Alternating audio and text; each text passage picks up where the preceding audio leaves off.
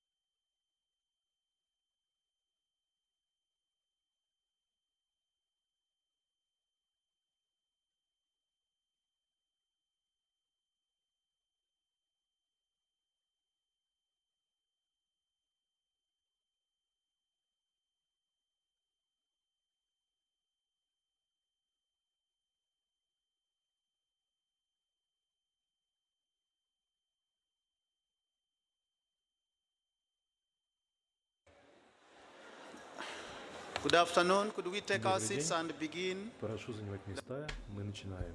رجاء الالتحاق دنيوное заседание. بمقاعدكم. سنبدأ الجلسة المسائية. Прошу المندوب делегатов занимать المقرون места. الرجاء الاستعداد لبدء هذا الاجتماع. We hope you had a nice Мы lunch надеемся, что نتمنى вы أن تكونوا قد вкусно استمتعتم пообедали بفترة الغداء и смогли посетить первую وأنه تسنى информационную لكم сессию, متابعة العرض послушать الأول презентации. الإعلامي. دعونا Продолжим الآن نواصل рассмотрение نظرنا في البند 3 الثالث من повестки جدول дня. الأعمال.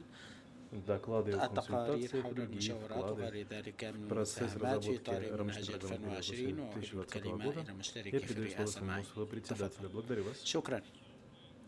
Благодарю вас, коллеги. زملائي، Добро مرحبا пожаловать بكم на جدلا في هذه дневную الجلسة المسائية. сессию. أتمنى أن Надеюсь, вы تكونوا хорошо قد отдохнули. استمتعتم بهذه Коллеги, الاستراحة. когда زملائي، мы حين كنا قد أنهينا завершили это الجلسة كان هناك заседание, 5 было أطراف 5 على القائمة сторон в списке. وأسماءهم على Они الشاشة выведены у меня الآن، на ولا экране, حاجة вам не إلى нужно تكرار заново الضغط على нажимать الأزرار. кнопку микрофона. أرى أسماءكم Но وأدعو جميع هؤلاء призываю всех тех, الذين кто يرغبون хотел принять المشاركة участие في أن в يبادروا дискуссии, сделать المشاركة. это. Мы فنحن планируем закрыть список سنقفل через هذه 5 القائمة минут. في 5 Благодарю вас. دقائق. أعطي الكلمة الآن إلى И слово اليابان. تفضل. предоставляется теперь Японии. Благодарю شكرا. вас, господин сопредседатель, во-первых. أود Я хочу بداية поблагодарить أن за نتقدم то, بالشكر что вы للأمانة включили إذا أدرجت Японию اليابان и وسنقول ЮНЕП بأننا пункт 2. خدمنا الفقرة ЮНЕП الثانية. واليابان Япония تود لكم хотела بعض бы المعلومات حول предоставить البند информацию الثالث по من пункту 3. جدول الأعمال، Япония ذلك أن является اليابان председателем Большой تترأس двадцатки. مجموعة العشرين لهذا العام، И وقد احتضنت мы провели اجتماع министерское заседание مجموعة Большой العشرين двадцатки по للانتقال في передаче قطاع الطاقة. технологий, по энергетике.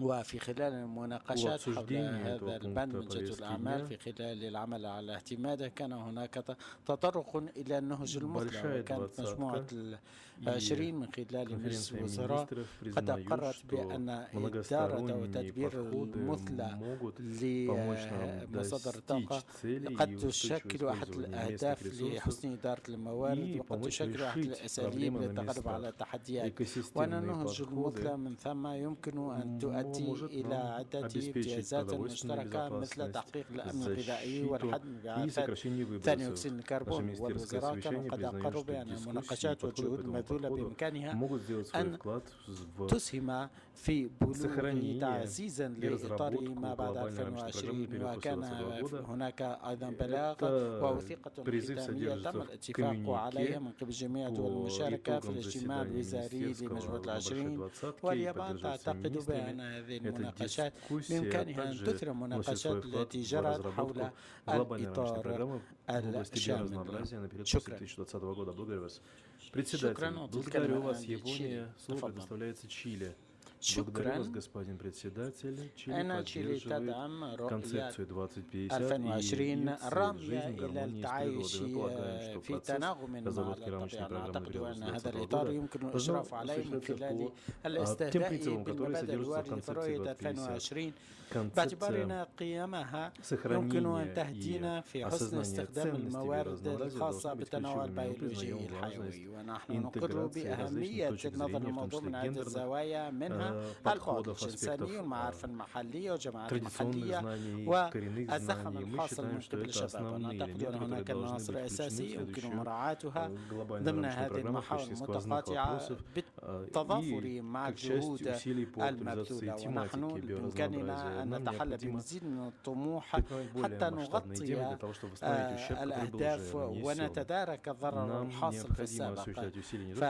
فالطريق أمامنا يبقى طويلا، وأن الجيل الحالي والجيل المستقبلي يحتاج لمزيد من الالتزامات، وقد حان الوقت لمزيد من التآزر، لمزيد من الفعالية والتوجه نحو تحقيق الأعمال بدل الأفعال.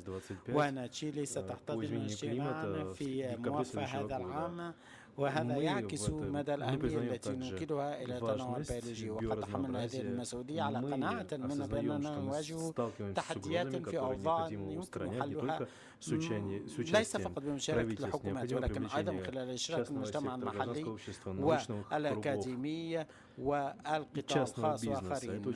ونأمل في نهاية المطاف أن يؤدي هذا الاجتماعات المقبلة إلى بلوغ روح إيجابية تسمح بالتوصل إلى التوافق وإرادة جمعيات مكرسة بما يحمي العالم وتنوع بيولوجي. فقد حان الوقت للعمل.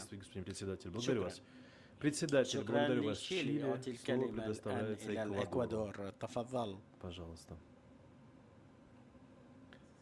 شكرا. Благодарю вас, господин председатель. Эквадор отмечает الكثير многие من элементы, которые العناصر были التي جرى предложены اقتراحها من председателем на قبل основе المشتركين في консультаций, которые были الرئاسة проведены.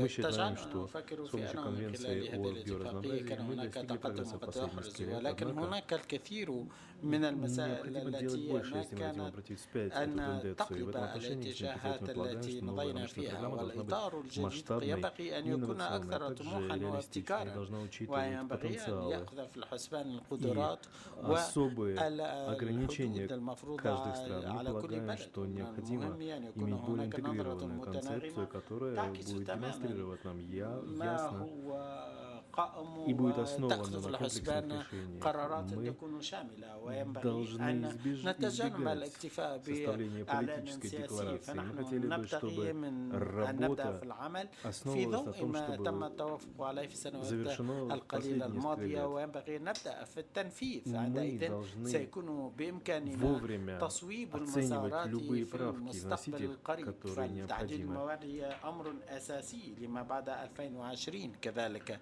وإطار 2020. Необходимо وسيكون من اللازم أن повысить نزيد من هذه наличие الموارد финансовых المتاحة رесурсов مع и сделать تسليط особый الأضواء упор на بخصوص развивающиеся البلدان страны. النامية. Эквадор الإكوادور поддерживает تدعم концепцию الرؤية до 2050 2020 года التي жизнь в гармонии تدعونا с природой, للتعايش которая بتناغم مع الطبيعة ووفقا содержит те للنقلة преобразования, التي которые нам نبتغيها، необходимо осуществить. فإنه Это سيكون علينا أن изменение نغير من моделей أنماط الإنتاج потребления и والاستهلاك. производства, مع Признание الاعتراف ограничений بالحدود ресурсов المفروضة планеты необходимо والتي активизировать нашу يمكن работу. للطبيعة И новая تحملها рамочная программа должна وعلينا أيضا أن نسعى لتحقيق الاتساق находиться в مع соответствии مبادئ с целями التنمية устойчивого المستدامة развития وأن и يكون هناك Парижским قيمة соглашением. مضافة Мы должны تتسق مع последовательно أهداف достигать целей الاتفاقية ولذا конвенции. فإن الإكوادور Эквадор تدعم поддерживает إدراج включение جانب гендерного ضمن جدول аспекта, الأعمال также يخص вопросы الشعوب الأصلية коренных باعتبار أنهم народов, поскольку они الجهات являются الراعية основными الأساسية хранителями природы. للطبيعة Благодарю вас. والحارسة لها. Председатель, благодарю вас, شكرا Перу. للإكوادور.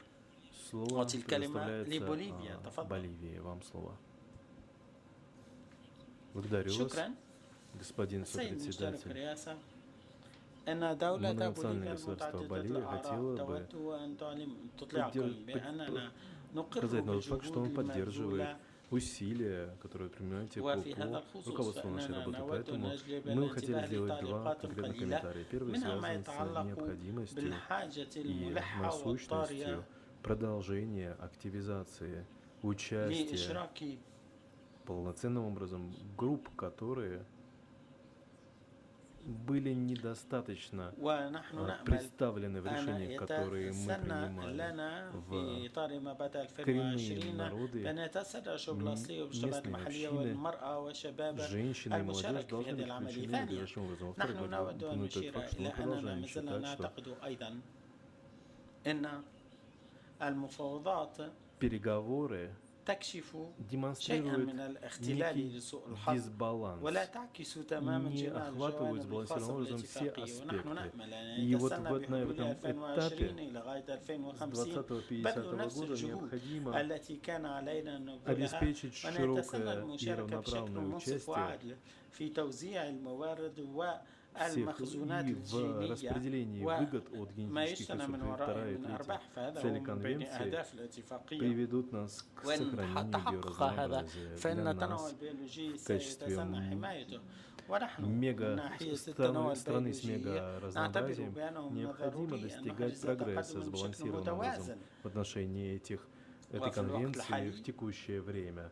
В سيتسنى Латинской Америке, لنا например, мы сейчас تقلب сталкиваемся с التحديات التي проблемой نواجهها лесных في أمريكا пожаров. Мы اللاتينية хотим مثلا прояснить, что в فنحن نود Амазонии, الإشارة в إلى أنه في Боливии منطقة الأمازون у нас нет وفي بوليفيا ليس лесных هناك пожаров. Мы не حرائق في подчеркнуть الوقت это, الحالي несмотря на то, ولكن что بالرغم من ذلك наш فإن президент رئاسة официально بلدي призвал قد توجهت страны بنداء в إلى البلدان الأطراف страны Амазонского في договора провести معاهدة حوض совещание, в котором الأمازون будет بأن يعقد определены اجتماع средства لتحديد أساليب сотрудничества для التعاون контролирования للسيطرة и المثلى предотвращения على лесных حرائق пожаров. Мы уверены, الغابات. что мы كلنا скоро يقين بأنه получим سيتسنى الاستجابة ответную реакцию لطلبنا наших هذا من قبل соседних البلدان стран. المجاورة Хотя мы ونحن نواجه сталкиваемся с حرائق пожарами في النظم в хрупких الإيكولوجية экосистемах, الهشة التي نعيش فيها فإن президент رئيس بوليفيا لا Боливии делает يألو جهدا все возможное, и мы لتوفير надеемся, حماية что мы وللوقوف глубоко عند أسباب изучим التي أدت причины إلى этих مثل هذه пожаров. الحرائق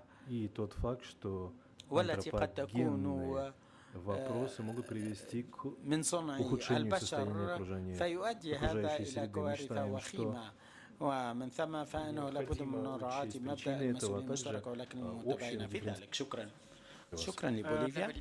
Let's turn our attention ننتقل now الآن to la République démocratique du إلى Congo. جمهورية الكونغو الديمقراطية. تفضل.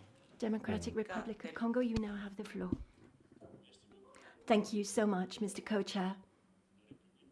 The Democratic Republic of the Congo welcomes the approach used to date to conduct the process and the consultation that we have had thus far for the preparation of the post-2020 Global Biodiversity Framework, but beyond the meetings that we have had that have been organized to date, and those to come, we believe that particular attention should be accorded to the consultation process at national level as we move forward in this process. And therefore, we believe an appeal should be made to the different partners to support developing countries to organize their internal domestic consultations. The Democratic Republic of the Congo has been able to organize a meeting for national consultation. This took place in June of this year with the support of the Global Fund for Nature, WWF, and the World Wildlife Fund. And this has helped us to examine the post-2020 global framework with the general public, and also to gather the opinions from a broad spectrum of stakeholders. Thank you so much, Mr. Co-Chair. Merci. Thank you. J'ai sur ma liste On my list, I now have Peru, followed by Brazil, and I will close the list of speakers there. Peru, you now have the floor. Gracias. Thank you very much, Mr. Co-Chair. Peru welcomes the work that's been made by the co-chairs to date and would like to express its commitment and support, as was expressed by Costa Rica on behalf of GRULAC, about the need to include stakeholders at regional level. We support that statement. The task is very much in behind, and we should make sure that we look towards the 2050 vision and link this in a concrete and specific manner to the 3 objectives under the Convention in a very balanced way. Mr. Co-Chair, in our national process for the perspectives as far as Vision 2050 is concerned, we took the CBD vision and its 4 elements, and that is how we've been able to create the link with the objectives of the Convention. We noted that some of the 4 elements in the vision state to improve the national use of biodiversity, which, in our opinion, is not in harmony with Objective 2 of the Convention on Sustainable Use. Sustainability can be measured, but the rational use does not have measurements, and therefore this could have an effect on our smart objectives for our planet. We hope that there will be deliberations on this during this week. In that regard, we'd also like to point out that the objectives should be the 4 under Vision 2050 to conserve, to respect and use in a sustainable manner biodiversity, and to set up global impact indicators that can be expressed in percentages and timelines, with the means for implementation of these indicators included already in the framework. As far as the prioritization of the facilities, we should prioritize biodiversity in various sectors: agriculture, fisheries, forestry, amongst others, including the sphere of biodiversity in the cultivated areas and in forests. And therefore, my delegation expresses the fact that the group should assist us to present a complementary proposal that will include the targets of the other treaties. And in that regard, we express our support and commitment. My delegation would also like to express the urgency that there is to evaluate the costs of the implementation of the global framework for the post-2020 period. And finally, the results of IPBES have been conclusive. The losses are required great transformational changes. Thank you. Muchas gracias. Thank you, Peru. The floor to Brazil. Brazil, the floor is yours. Thank you, Mr. Co-Chair. Brazil is particularly pleased that this process starts here in Nairobi, the only UN headquarters in the Global South and the home for sustainable development. We trust that this will also serve as a reminder that the post-2020 framework must be tightly aligned with the 2030 Agenda for Sustainable Development. Brazil is firmly committed to achieving a genuinely ambitious post-2020 global biodiversity framework and to the implementation of this convention. We will engage constructively in this process to strengthen CBD. We all know that this is a complex negotiating process involving many key issues that my delegation wishes to address as we move towards consensus as Kunming. At this stage, I wish to stress some elements which are, from our vantage point, of a foundational nature. There is no such thing as half ambition.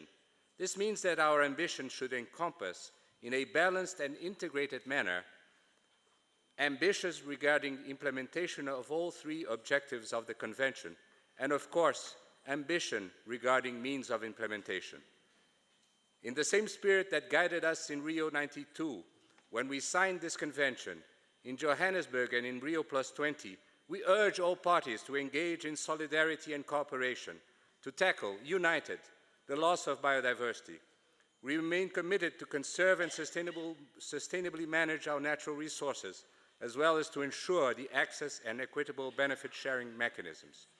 All parties should recall the ideals that inspired us to draft and agree on the terms of this Convention. We must all commit to solidarity and cooperation, and thus to a fair and equitable ABS mechanism in the context of the 2020 framework, acknowledging that access and benefit sharing is crucial to ensure the conservation and sustainable use of biodiversity now and in the future. We cannot turn a blind eye on the pressing issue of means of implementation. If the Aichi targets have not been fully achieved, this only demonstrates how much attention needs to be given to this issue. We need to address all its dimensions, in particular through new and additional financial flows commensurate both to the ambition and to the challenge we are facing, effective technology transfer mechanisms, and robust capacity building. In this regard, we must foster science in developing countries, find ways and means to support the local generation of knowledge in those countries holding most of the biodiversity in the planet. Thank you, Mr. Co-Chair. Thank you, Brazil.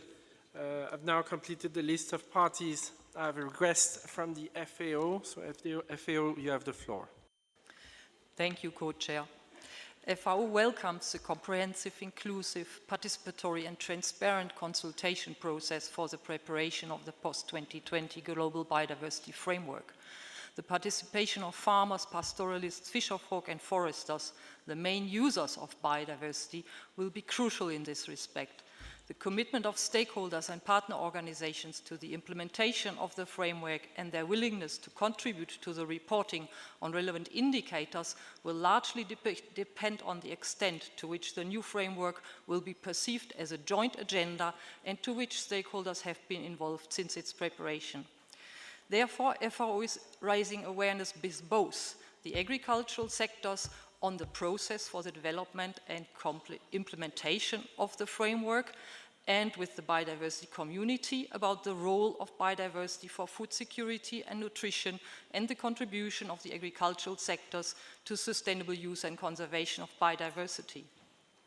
Therefore, FAO has contributed to the consultations organized by the CBD in the preparatory process and will continue to do so.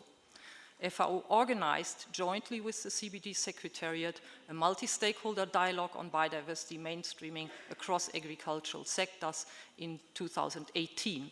It then organized a series of regional biodiversity mainstreaming dialogues in Latin America, in Asia, and there will be an African one in Rwanda in October this year.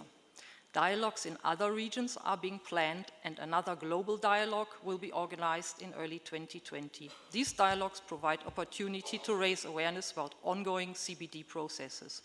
Furthermore, FAO raised awareness among its members by reporting on CBD processes in several of its governing and statutory bodies, and some bodies provided guidance. The Commission on Genetic Resources for Food and Agriculture recommended the State of the World's Biodiversity for Food and Agriculture as a contribution to the global biodiversity agenda. It equally recommended the Commission's strategic plan as an early contribution to the process of developing the post-2020 framework. The FAO strategy on biodiversity mainstreaming across agricultural sectors that is currently being developed for adoption before 2020 is also meant as a contribution to the post-2020 framework. A wide range of sectoral and cross-sectoral technical activities is also going on. I thank you. Thank you, FAO. I see that a number of additional requests have appeared on our screen here. In the spirit of openness, we will add to the list the two parties that have requested the floor. Costa Rica, followed by Ethiopia, and then we'll close for good after that. So, Costa Rica, you have the floor. Gracias, señor presidente. Thank you so much, Chairman.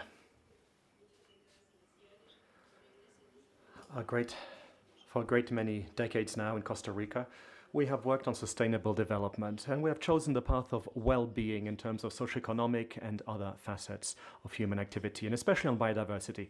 We have decided to meet these challenges by basing ourselves on the promotion of human rights, as well as access to all to decent living conditions. For this reason, we believe that this post-2020 global biodiversity framework should be a bold one, which would enable everyone to change their mindset and to do everything that is possible for the preservation of biodiversity. You can therefore count on our commitment. And for this, we have sent our comments for the new strategic framework, and we have committed ourselves to working on 3 very precise points. Firstly, on the convention, we believe that in 2030, 30% of our marine surface area will be protected areas. Now, as far as incorporating sustainable development in our productive landscape, as was stipulated in the convention, Costa Rica has committed itself to fight against climate change and for a decarbonization plan. Costa Rica has committed itself to ensuring that by 2030, our forest cover will reach 60% of our overall land area, and we'll also be working on strengthening and bolstering biological land corridors. We've also committed ourselves to take advantage of existing synergies, and we are going to participate in the pre-COP on climate change, and we will of course take the floor at that time and speak to biodiversity. We believe that it is important to continue to discuss all of these issues at all levels by involving youth, women, indigenous peoples, non-governmental organizations, local communities, as well as the private sector. Now, for all of these reasons, I would say that Costa Rica has committed itself to ensuring that by 2030, women and children participate fully in decision-making when it comes to the preservation of biodiversity. Everyone has to be treated in an equal fashion when it comes to ecosystemic services. Unfortunately, we will not achieve our objectives if we cannot base ourselves on a solid framework which would lead to the necessary mobilization of resources. My country therefore believes that it is necessary to mobilize necessary and relevant resources to ensure that all the provisions of the Convention be implemented, including within the framework of the post-2020 framework, and also to ensure that we avoid the errors of the past. And it's only in this way that we'll be able to achieve our objectives and we'll be able to achieve our 2050 vision, which is of course entitled Living in Harmony with Nature. We have adopted a law on biodiversity to implement the 3rd objective of the Convention, and we continue to make all the necessary efforts to ensure that we carry out the necessary studies regarding the commercialization of high value-added product. Thank you, Costa Rica. Before I conclude this section, I would like to go back to an item that we could not do this morning, and I would like to invite Ms. Teresa Mundika-Lin, the Executive Director of the Asian Center for Biodiversity, to provide us with an update on the work of the Informal Advisory Committee on Mainstreaming. So, Ms. Philippines, you have the floor. Thank you, Mr. Co-Chair. I'd like to report on the progress of the Informal Advisory Group of the CBD on mainstreaming. After reviewing the contribution of mainstreaming in economic sectors at COP 13 and 14, the parties proposed through Decision 14-3 to develop a long-term strategic approach for mainstreaming biodiversity and to establish an informal advisory group to advise the Executive Secretary and the Bureau on this initiative, with results to be submitted to the subsidiary body on implementation at its 3rd meeting. Parties in the group were selected to be geographically balanced, and participating organizations comprise the widest possible range of interests. The list of members of the group is available on the CBD website. The group began working in mid-May 2019. An extended consultative network was formed with 35 organizations to further support the work of the IAG. Inception webinars were held in June 2019. The first teleconference took place on July 26, and a coordination call was held on 21 August. the IAG agreed to work remotely according to a work plan and timeline, with regular webinars, surveys, and teleconferences.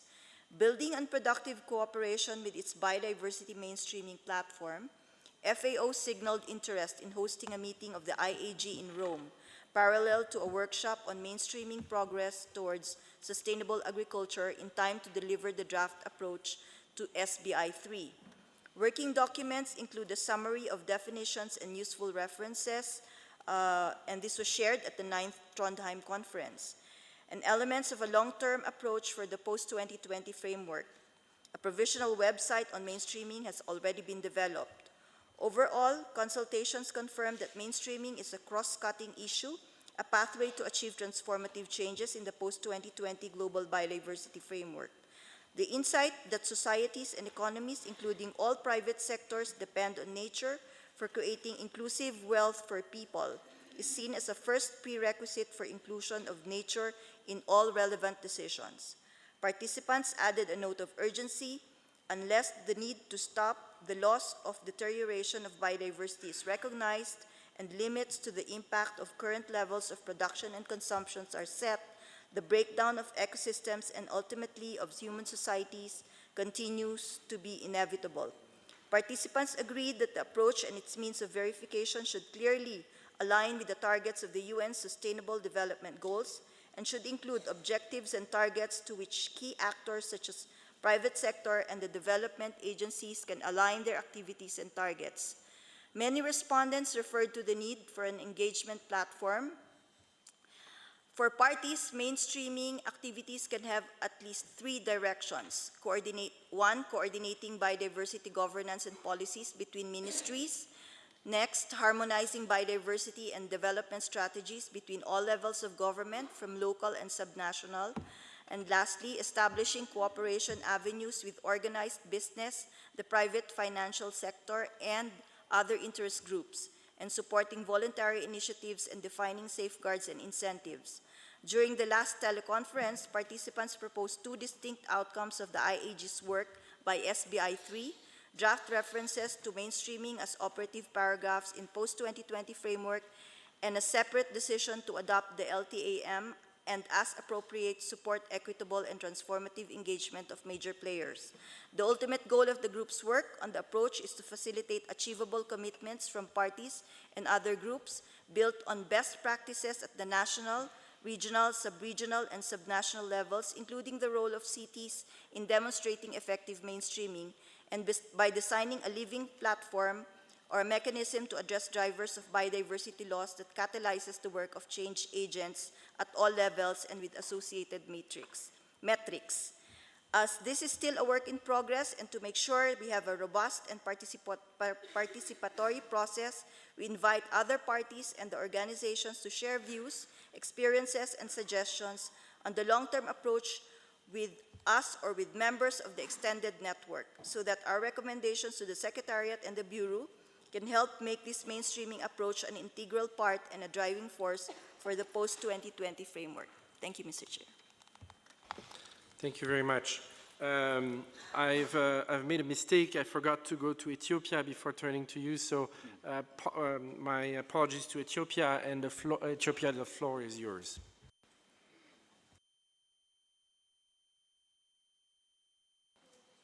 Thank you, Mr. Chairman. My delegation speaks for the first time, and I would like to thank Kenya and UNEP for hosting, and I thank also CBD Secretariat and the co-chairs for the preparation of this meeting. Like other mega-diverse countries of the globe, Ethiopia, with diverse ecosystems and ecologies, is a homeland for rich biodiversity, including agrobiodiversity and the associated traditional knowledge. These resources are subjected to different biological driving forces, such as climate change and invasive alien species, because of its unique geographic position. This has been degrading its biodiversity. Currently, my Prime Minister, His Excellency Dr. Abiy Ahmed, took initiative where Ethiopia planted more than 350 million trees per one day, and totally 4 billion trees per year, to counteract the impact of climate change. Yet we anticipate that this meeting will end up with ensuring practical solutions to protect such biodiversity laws. Concrete implementation of Nagoya Protocol on benefit sharing, scientific investigations, technology transfer, resource mobilization, and accountability or commitment should be crucial issues among others. Thus, the post-2020 biodiversity framework should be designed in a way that is implementable by any other party or by every party. Finally, let us work cooperatively to protect our single planet Earth. Thank you. Thank you, Ethiopia. This brings us to the end of this agenda item. I want to thank all the parties and NGOs that have made intervention. There was a lot of convergence in our views. So Francis and I would like to conclude this, and the result of our discussion will be reflected in the report of the meeting. Let us turn now to agenda item number 4 on potential elements of the structure and scope of the post-2020 Global Biodiversity Framework. For this agenda item, my co-chair and I have prepared document CBD/WG 2020/1/3 on potential elements of the structure and scope of the post-2020 Global Biodiversity Framework. We have also prepared a non-paper 2, which provides a proposal for a possible structure of a post-2020 Global Biodiversity Framework. Both papers are based on the written submission we received, as well as a result of consultation that has taken place. As you will see from the papers, my co-chair and I have identified 4 general clusters of issue where we would like to get your input. Those clusters are Cluster 1, the outcome-oriented elements, vision, mission, goals, and targets. Cluster 2, enabling condition and means of implementation. Cluster 3, planning and accountability modality, mechanism and tools, monitoring, reporting, and review. Cluster 4, cross-cutting approaches in issue. We will consider this agenda in several steps. First, we will invite you to provide your general view on the document which has been prepared for this agenda item. Following this, we would like to get into detail of Cluster 1, in particular mission vision, and we would like to appreciate your feedback on this issue.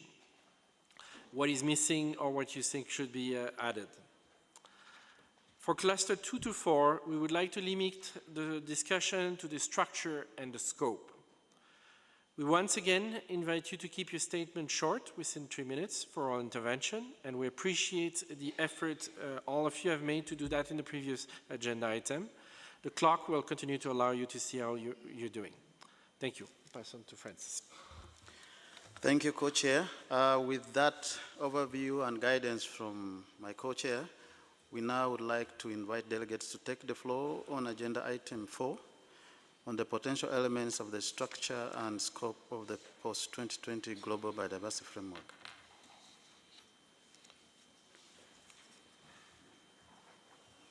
So I think you don't need Filipinas, that No, is appear. no. Filipino NGO should be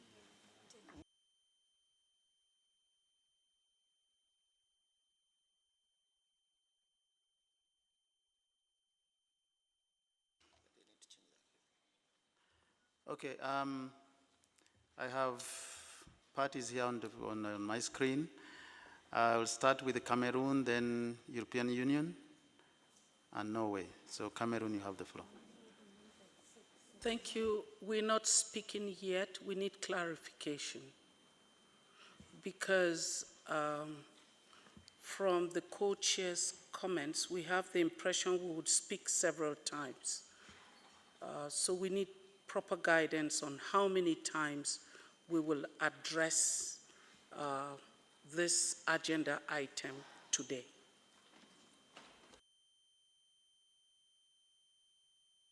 Thank you, Cameroon. I will say something and maybe my co-chair can add. As pointed out, we are going to approach this item in majorly 2 ways. The first one is for you to give us just your general overview about the document itself, general. Then, when we go to the second stage is when we go cluster by cluster. We shall say, let's go to cluster 2, let's go to cluster 3. So the first one is just generally your general statement on it, but my co-chair can add on.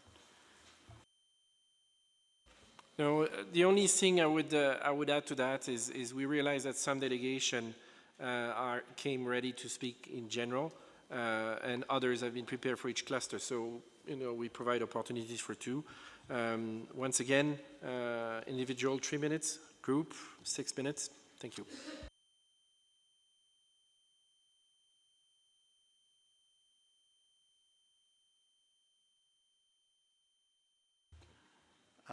Cameroon, I hope that is clear to you now.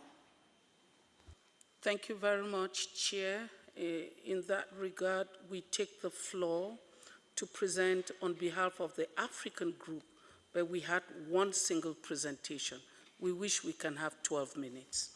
While Africa appreciates the intersessional work carried out by the Secretariat and the co-chairs in preparing this meeting, and the documents provide a strong basis to guide our discussions, and we agree at this point should not be a negotiation. It was, however, a Herculean task to work across the documents and to know which to focus on a particular time. With regard to the methodology, we agree with the 4 clusters proposed as a basis for our discussion.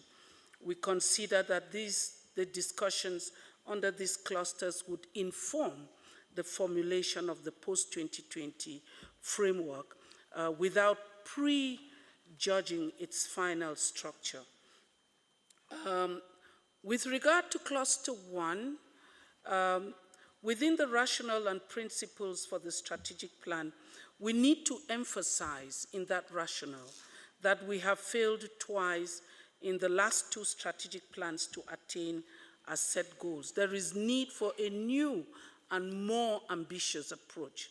It is critical today, therefore, to shift our focus to new approaches and to bring in a renewed thinking on what will provide incentives and benefits to step up our efforts in conservation, restoration, and mainstreaming. This renewed thinking will ensure that we deal with the 3 objectives of the Convention in a balanced manner. To Africa, the post-2020 framework needs to provide solutions on a pathway to attain a 2065 development agenda, and most importantly, to align with the SDGs. We fully agree that our options need to be underpinned by scientific information from the global assessments. With regard to the 2050 vision, Africa's position is to maintain the vision as it is. However, we are flexible to proposals that will provide greater clarity. Africa is not willing to open discussions on proposals that are likely to take away elements of the current vision or proposals that do not deal with the objectives of the CBD in a balanced manner.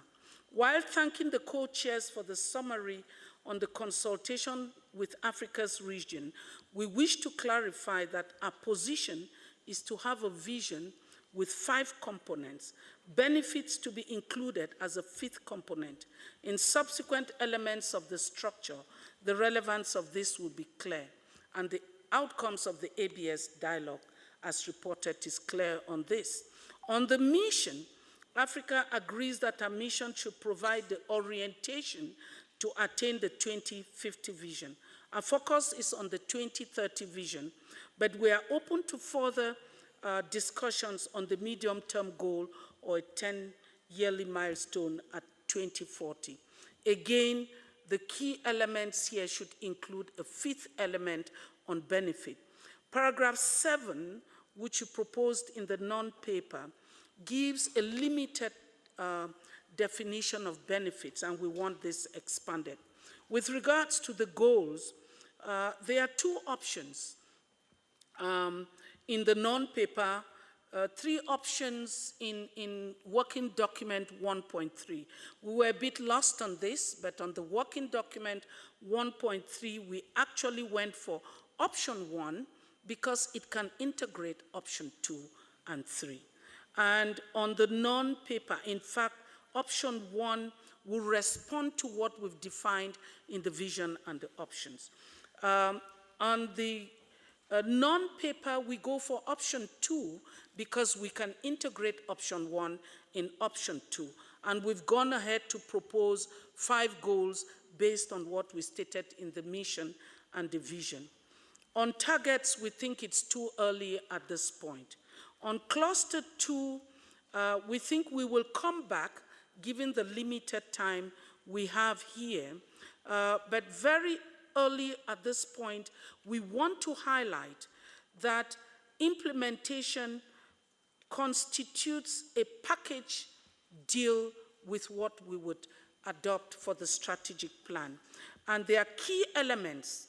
We need a costed implementation plan, a reformed financing mechanism, resource mobilization strategy, capacity building strategy as part of the package deal.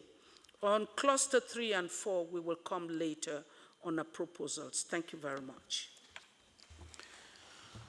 Thank you very much, Cameroon, on behalf of Africa. I'll now give the floor to European Union, followed by Norway.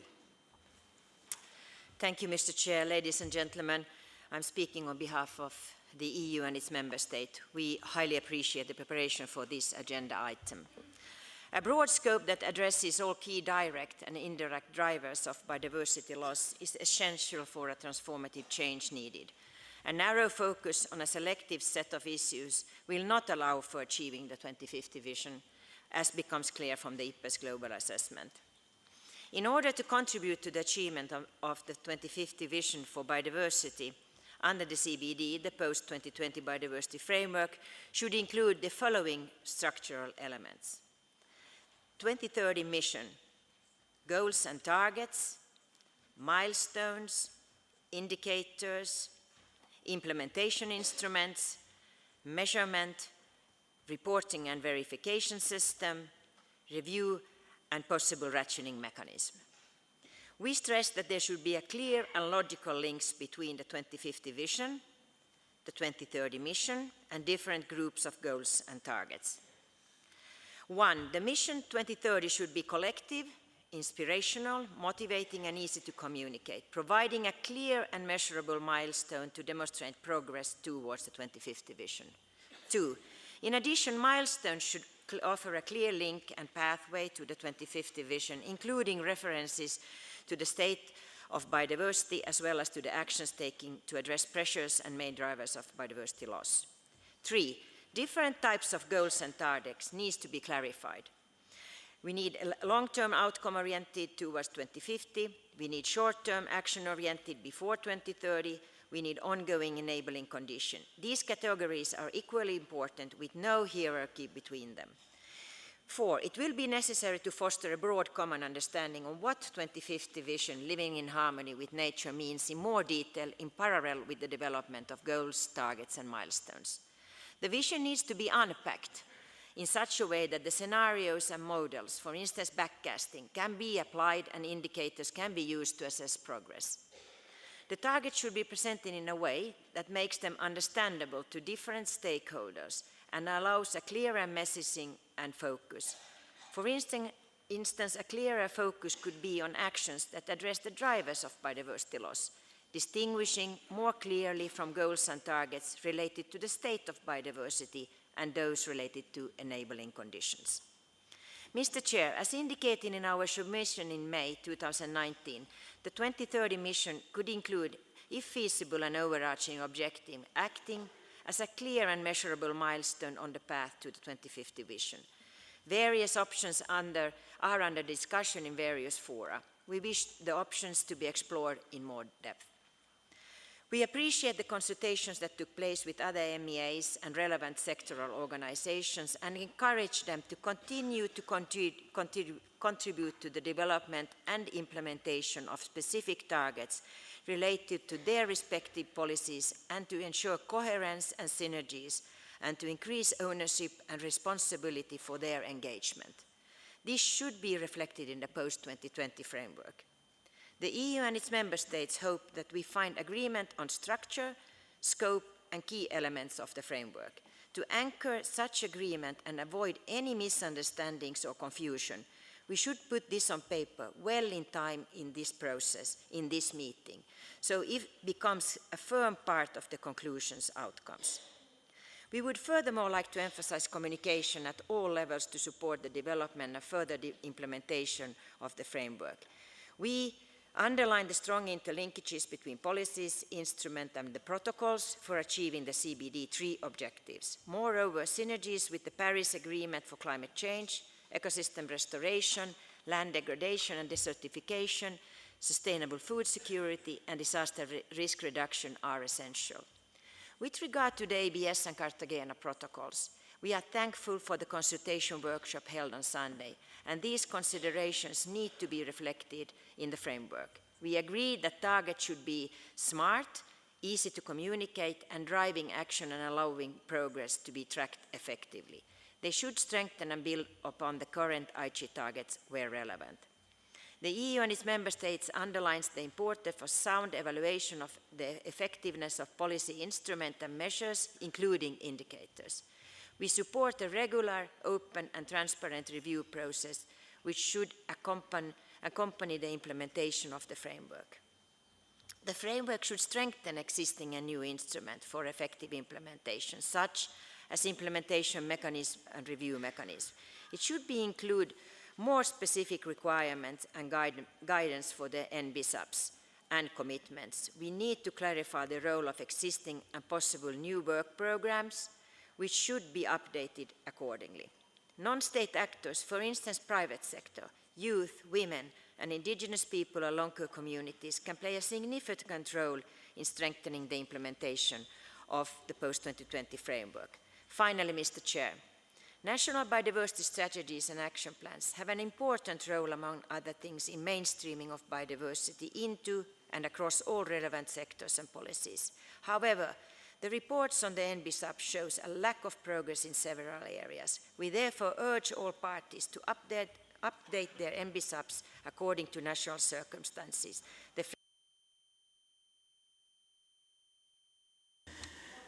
Thank you. EU will get your submission. I think you are about to finish, but the clock couldn't allow you. Now I have Norway followed by Japan. Norway, you have the floor. Thank you, Chair. Time is short and we have to make good use of our time to work as efficient as possible to Kunming.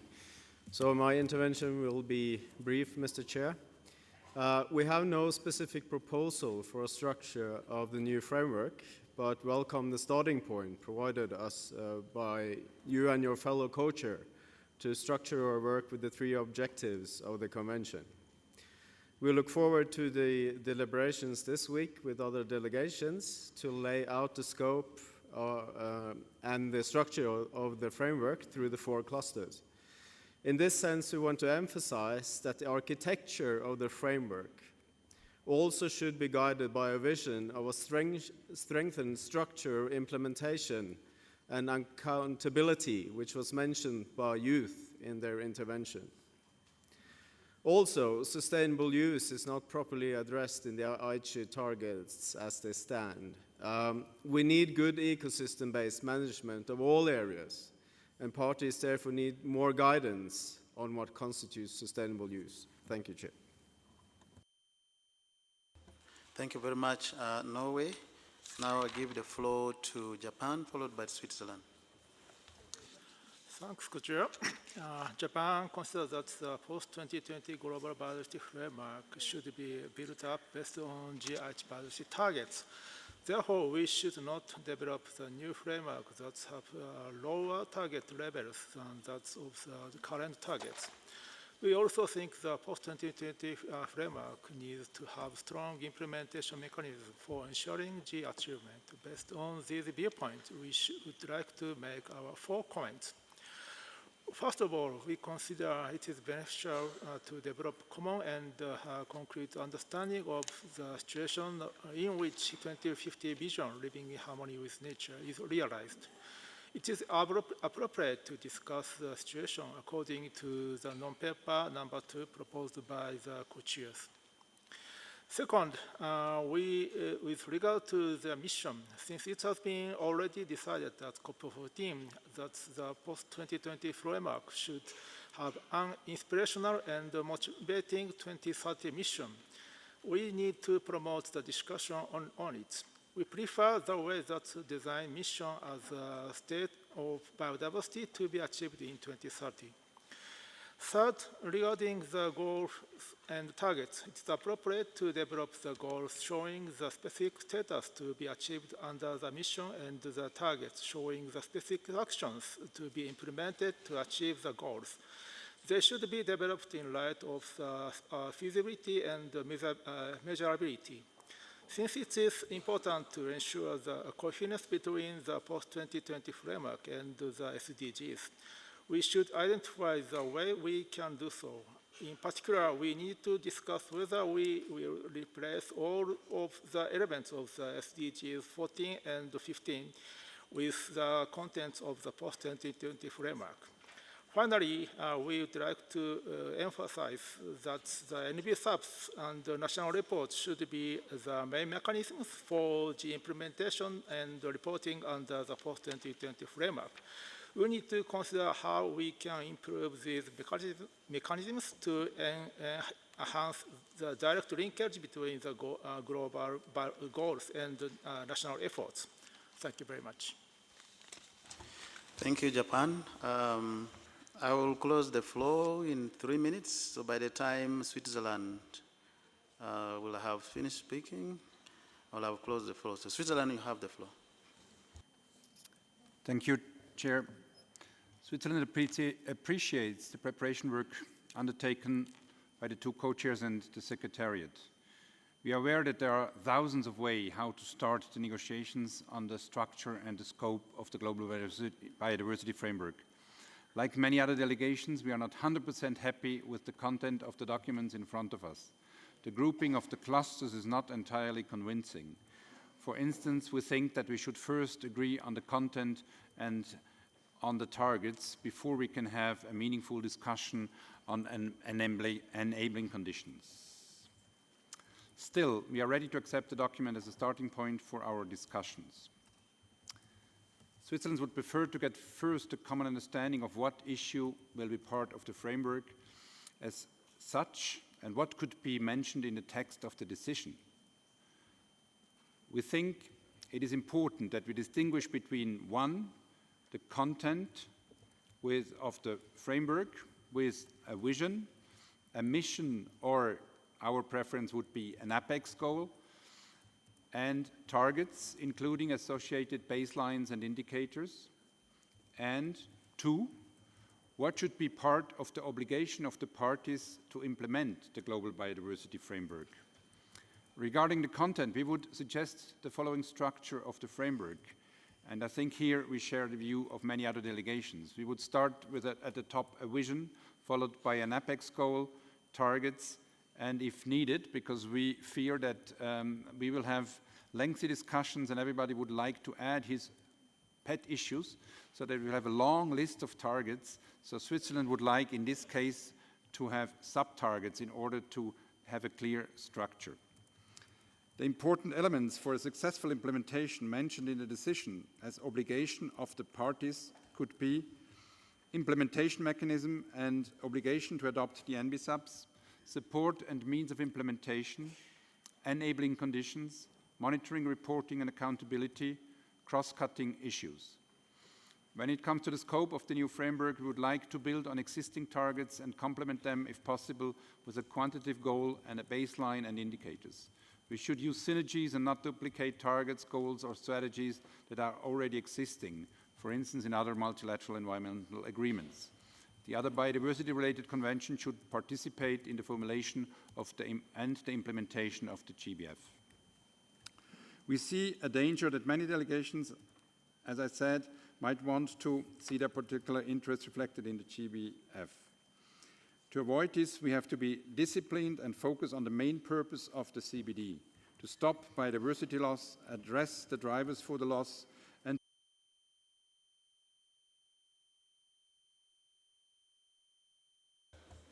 Thank you, Switzerland.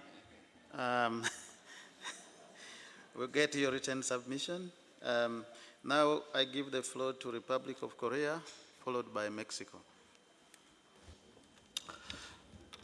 Thank you, Mr. Chair.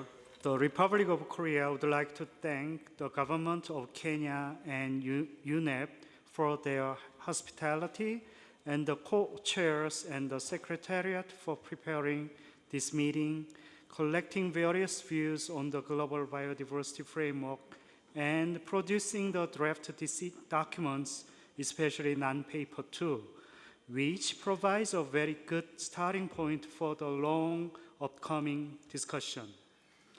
Our general view is that the post-2020 framework should be ambitious and transformative.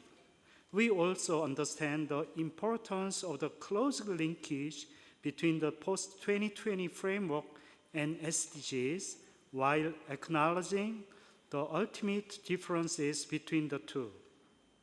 The top priority in designing the new framework should be focusing on the three main objectives and the mandates of the Convention as stated in the text of the Convention.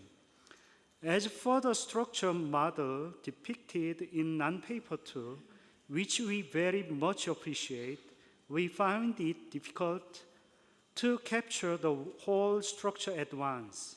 We believe that the post-2020 framework could be a very pivotal tool to raise public awareness of and mainstreams the importance of biodiversity, and to be so, its structure will need to be easy to understand in the eyes of anyone.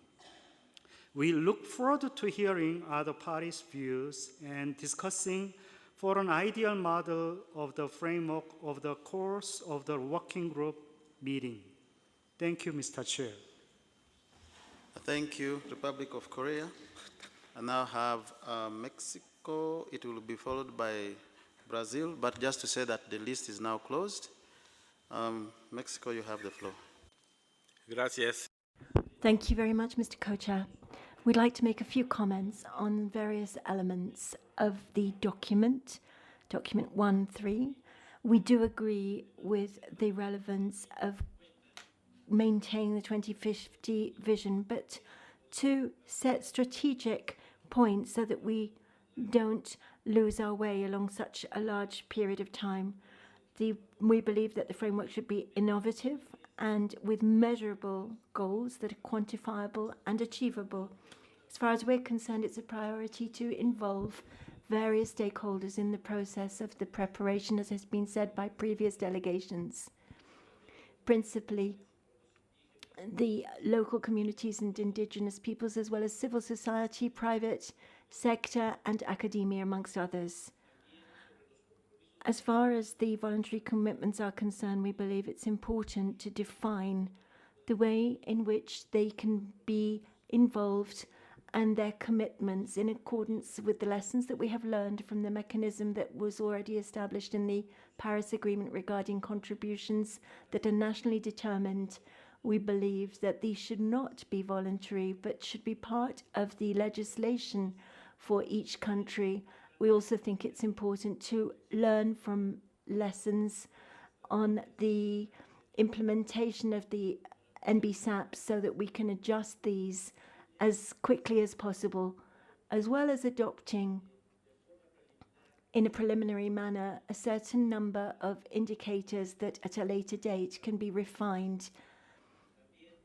We also think that we should include the two protocols of Cartagena and the Nagoya Protocol for the post-2020 period, as well as the issue of integration of biodiversity in the various different sectors, particularly those that relate to biodiversity, to work with these and to promote sustainable use. Sustainable use as a second objective of our convention should be a fundamental part, particularly for the development for local communities and indigenous peoples.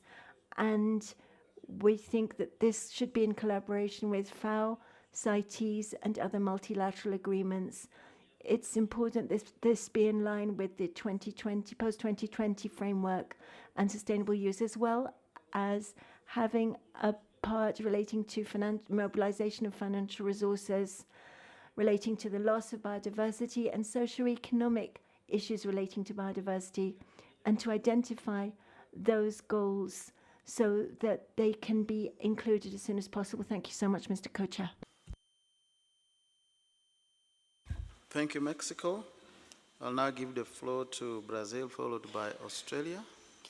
Thank you, Mr. Co-Chair. The Brazilian delegation would like to thank the co-chairs in the preparation of the documents on potential elements and structure of the post-2020 agenda. We believe the documents are highly ambitious regarding the first pillar of the Convention, which is conservation of biodiversity, but still lags a little bit behind in respect to the second and third dimensions of the Convention, sustainable use and access and benefit sharing. The Brazilian delegation would like to emphasize the importance of clearly linking the post-2020 agenda with the Sustainable Development Agenda, as expressed in the document Agenda 2030, which encompasses a clear consensus of the international community regarding the type of development that we are aiming at. In this sense, it is paramount that the new biodiversity regime takes into account poverty alleviation, urbanization, oceans, sustainable agriculture, and other issues mentioned in the Agenda 2030. We would like to stress that there is no such a thing as half ambition. Our ambition should encompass, in a balanced and integrated manner, ambition regarding the implementation of the 3 objectives of the Convention, and of course, ambition regarding means of implementation. Thank you. Thank you, Brazil. I now give the floor to Australia, followed by China. Thank you, co-chairs. Australia would like to thank the Secretariat and the co-chairs for the work in developing potential options for the post-2020 Global Biodiversity Framework for consideration during this first meeting of the open-ended working group. We would like to note with appreciation the options developed by the co-chairs, and we feel it will expedite discussions and welcome this approach for future meetings. Collectively, we face a big challenge in achieving the 2050 vision. It will be challenging to expand the current narrative around biodiversity conservation to encourage and facilitate tangible action by all actors through an ambitious and inclusive framework. We now have the opportunity to facilitate transformative change and to build on the lessons we have learned through the implementation of the current strategic plan. We recognise the importance of building a new framework that is representative of all land and seascapes, and also the importance of setting focused yet cohesive and realistic targets that enable all actors to contribute to this critical global issue. Australia agrees that it is important to acknowledge and consider all 3 objectives of the Convention, and on that basis, we would encourage further consideration of ways we can build on efforts around sustainable use. In developing the new framework, the co-benefits that biodiversity provides and the critical links between biodiversity, human health and economic stability should also be at the front of our minds. Australia feels that implementation is critical to our success, both within the Convention operations and at the national level. Within the Convention, we need to ensure that organisation of work maximises delivery of the post-2020 framework. At the national level, we need flexibility for domestic implementation, ensuring accountability of those commitments. We see national biodiversity strategies and action plans as critical in achieving both of these objectives. Partnerships will continue to play a central role in our efforts to realise the 2050 vision. We recognise and strive to further strengthen partnerships with Indigenous peoples and local communities who already play a critical role in Australia's contributions across all of the Aichi targets, and look for opportunities to better recognise this across the entire framework. We strongly support efforts to build on this work and our continued efforts to partner across sectors and with a range of individuals, communities and organisations. Recognising and encouraging the significant contributions of all actors in a new framework, such as those from IPLCs, women, youth, business and industry, will be critical to achieving the success we are all striving for. Australia is very much looking forward to participating in the conversations that will be had over the course of this meeting and during the remaining consultation sessions. Thank you, co-chairs. Thank you very much, Australia. I have now the following parties on my list: China, Colombia, Jordan, and Argentina. China, you have the floor. Thank you, Co-Chair. I would like to thank you and the Secretariat for preparing the documents under this agenda item, which has fully summarized the consultation and online submissions to reflect the views and opinions of all parties. It provides the basis for thorough, in-depth, targeted, and productive deliberation. We believe that parties should make full use of the valuable time of the meeting to reach a consensus and outline of the framework, which will help the co-chairs to improve and refine the framework and its content as much as possible during the intersessional period and provide the basis for the second meeting. I would like to make 3 comments. Firstly, the framework should strictly follow the 3 main objectives of the Convention. It should further support a sustained and effective implementation of the Convention. Also, it should make relevant arrangements for the objectives, means of implementation, and enabling conditions. Secondly, the framework should follow the concept of living in harmony with nature, and we should respect the nature, protect nature under these premises to consider economic development, poverty eradication, and response to climate change in a coordinated manner, so as to achieve development while protecting biodiversity at the same time to ensure the right to development of developing countries. Third, the objective, means of implementation, and enabling conditions should learn from the good practices of the Aichi targets. The objectives determine the measures of the parties need to take and the means of implementation serve to improve the effectiveness of the framework and ensure realization of its objectives. Enabling conditions are an essential basis for achieving the objectives.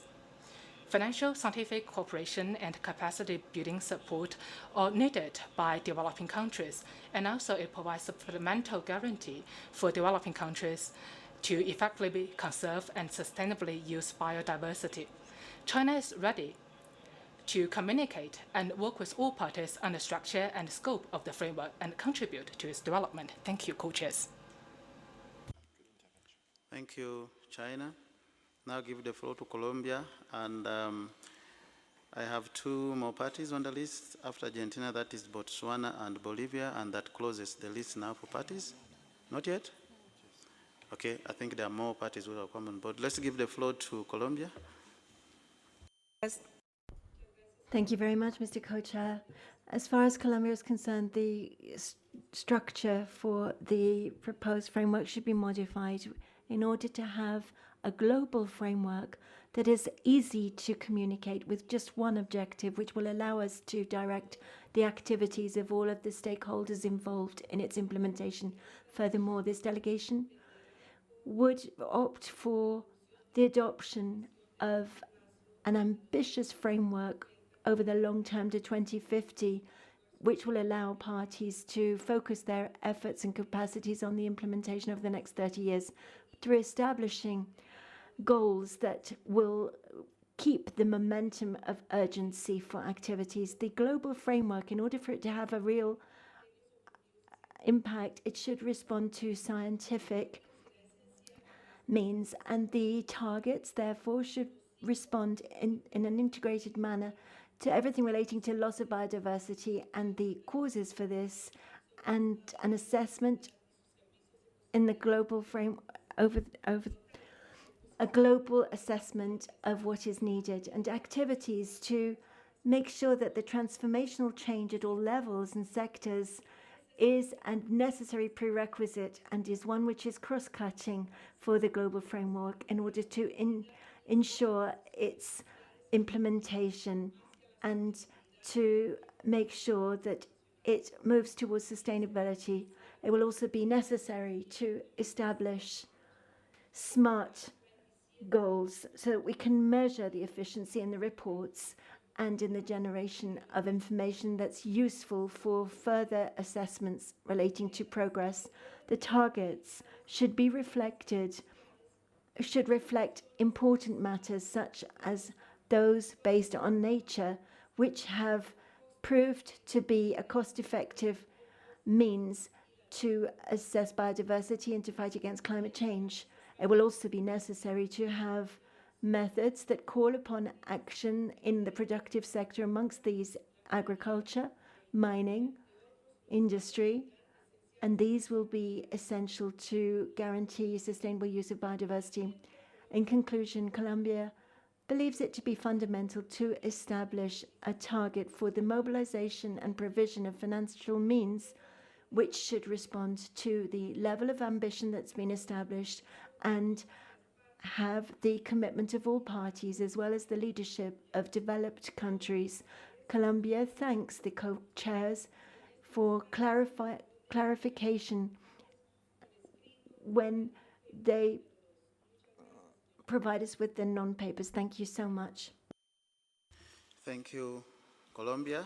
I now have this as my concluding parties on the list: Jordan, Argentina, Botswana, and Bolivia. After that, then I'll go to organizations and NGOs.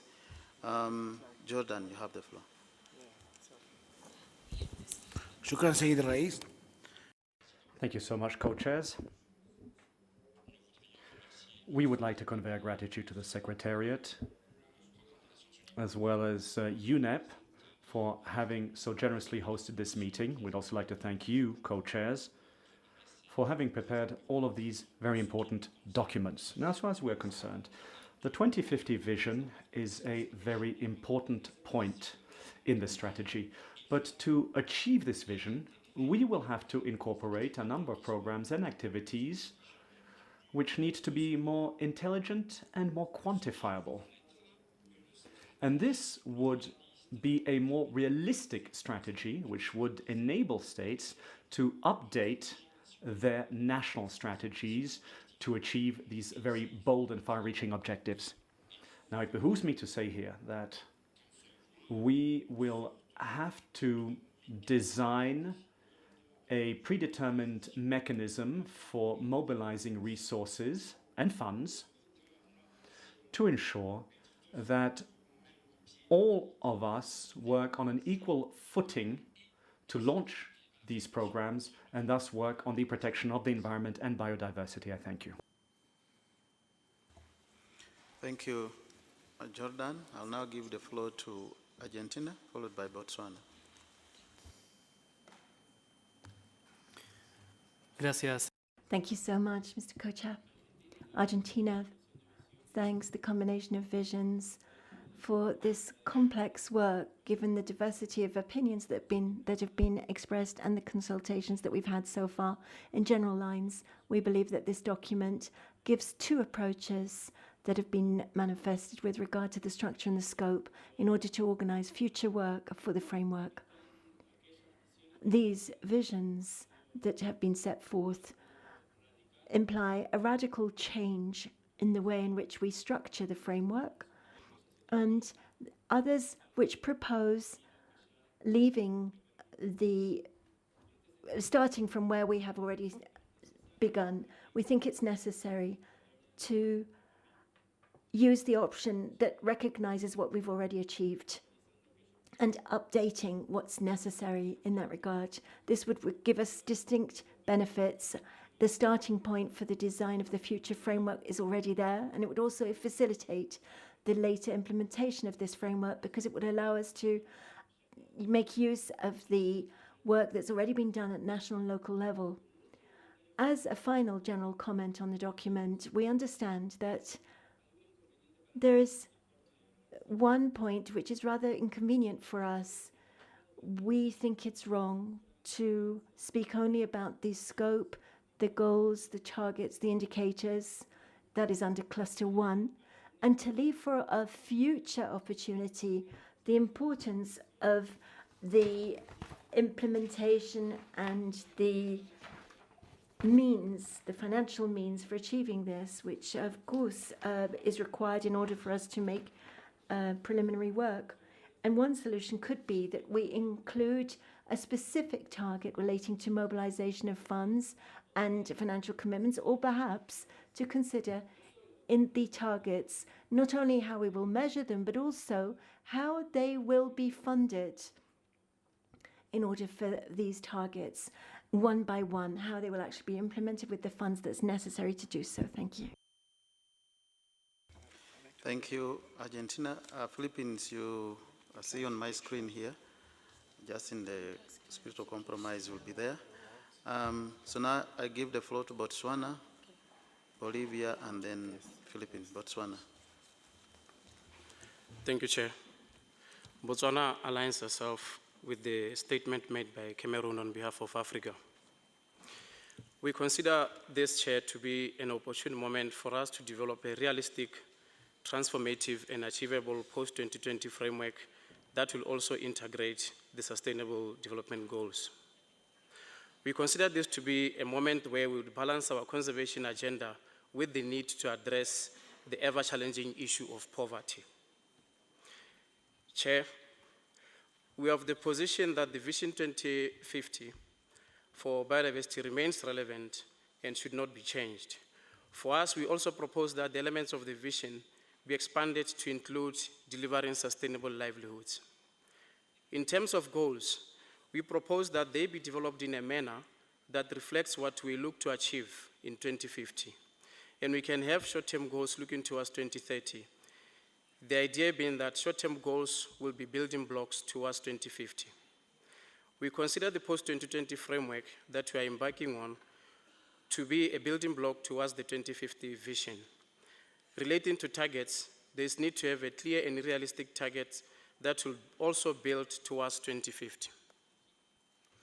In conclusion, Chair, while we also agree for the Convention to strengthen the delivery of benefits as part of the Nagoya Protocol, we are also of the view that there is an urgent need for the Convention as a whole to incentivize successes in conservation.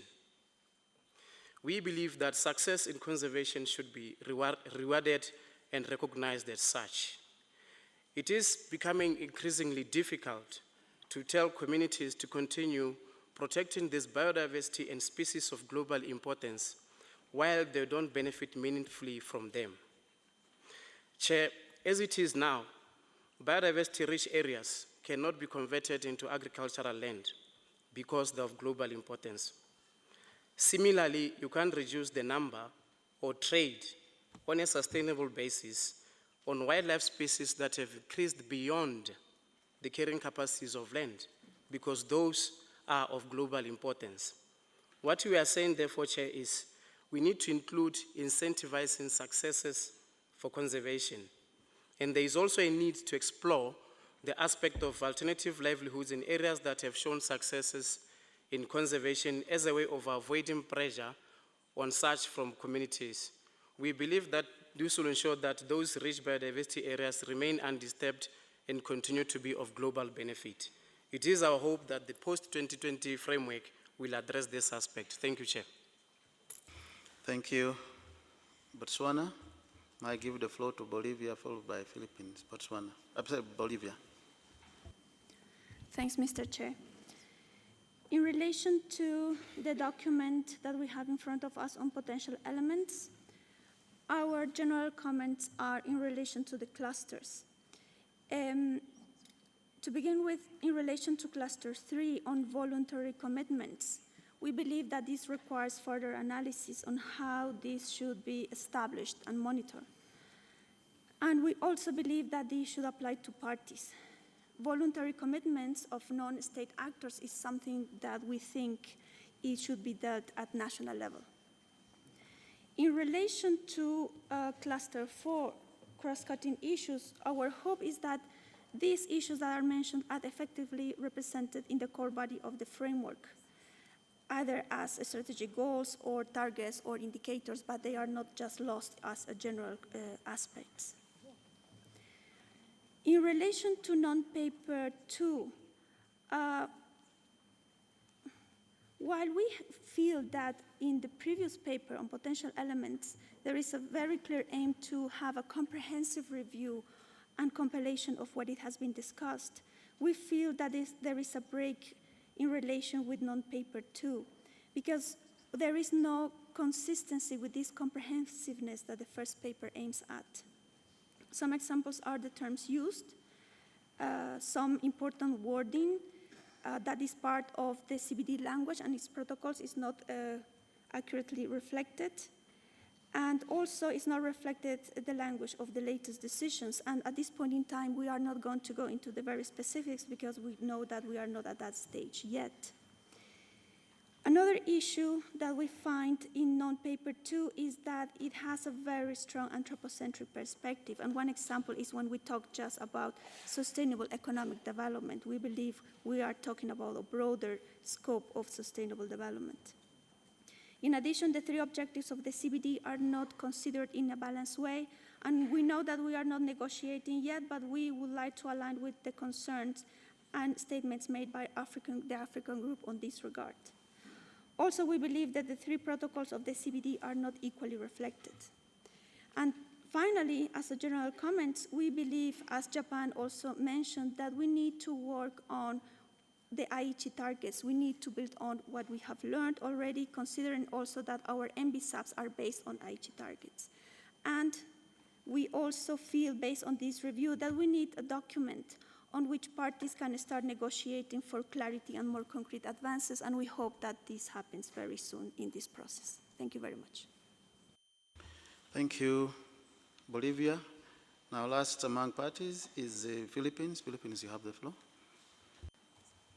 Thank you, Mr. Chair. The Philippines would like to extend our congratulations to you, both Mr. Co-Chairs, for having been elected as our co-chairs for this important work. We also thank you for the excellent documents you have prepared under your leadership with the CBD Secretariat, which will guide us very well in this meeting of the working group.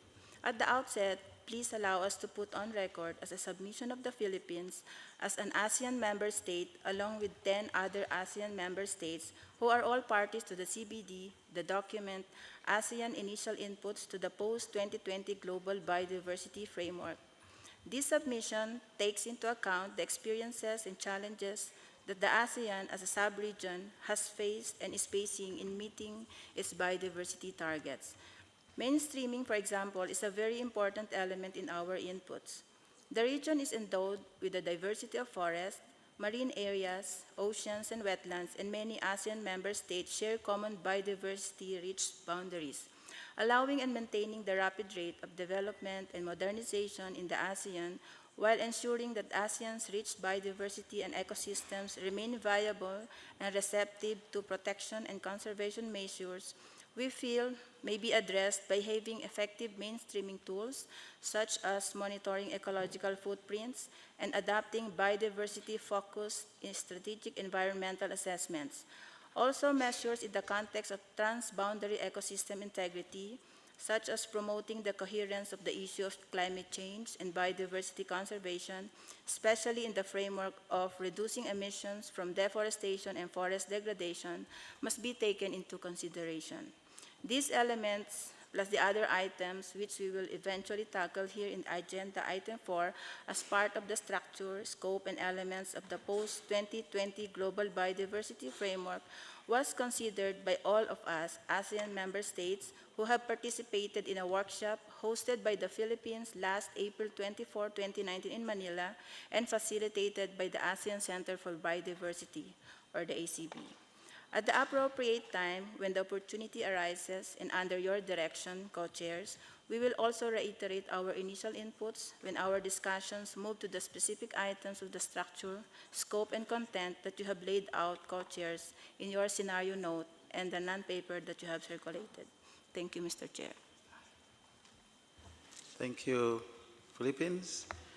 I again had a floor being requested by two parties, Iran and India. Iran, you have the floor.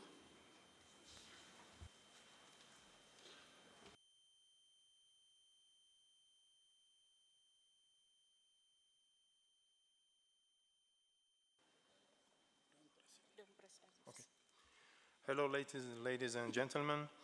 The Islamic Republic of Iran would first like to take the opportunity to appreciate the UNEP, CBD, and Kenya for holding and hosting the first open-ended working group of post-2020 Global Biodiversity Framework. Also, thanks to the co-chairs and secretariat for preparing the current documents that we know needs lots of energy and time. As stressed by many parties and stakeholders, we also believe that the post-2020 framework needs to be more science-oriented and knowledge-based because satisfactory implementation of post-2020 biodiversity framework depends on the development of the framework. In this regard, applying a wise, science-oriented, system-oriented, and holistic approach looks essential. A high-quality development of the framework with less ambiguity helps its better implementation. At the end, the Islamic Republic of Iran commits itself to actively attend the development of the post-2020 Global Biodiversity Framework and do whatever it may be able to do for a better development of the framework in the future. Thank you. Thank you, Iran. India, you have the floor. Thank you, Co-Chair and Secretariat. With reference to potential elements of the structure and scope of post-2020 Global Biodiversity Framework, India is of view that the post-2020 Biodiversity Framework should have coherence with the 2020 Agenda for Sustainable Development and may also be linked to Paris Climate Agreement, UN Convention to Combat Desertification's Land Degradation Neutrality Goals, United Nations Strategic Plan for Forest 2017 to 2030, and Ramsar Strategic Plan 2016 to 2024. The framework should also recognize the crucial link between biodiversity and poverty eradication, especially by addressing the most vulnerable and marginalized people, and must also recognize the linkages between biodiversity and ecosystem services, clean air, water, and soil. Thank you, Chair. Thank you, India. I now have a list of organizations here with me. I have GBIF, FAO, World Bank, ITPGRFA, UN Women, UNEP, NGO 246, UNEP Vienna, NGO 240, Women, that is 263, and NGO 242. I now give the floor to GBIF.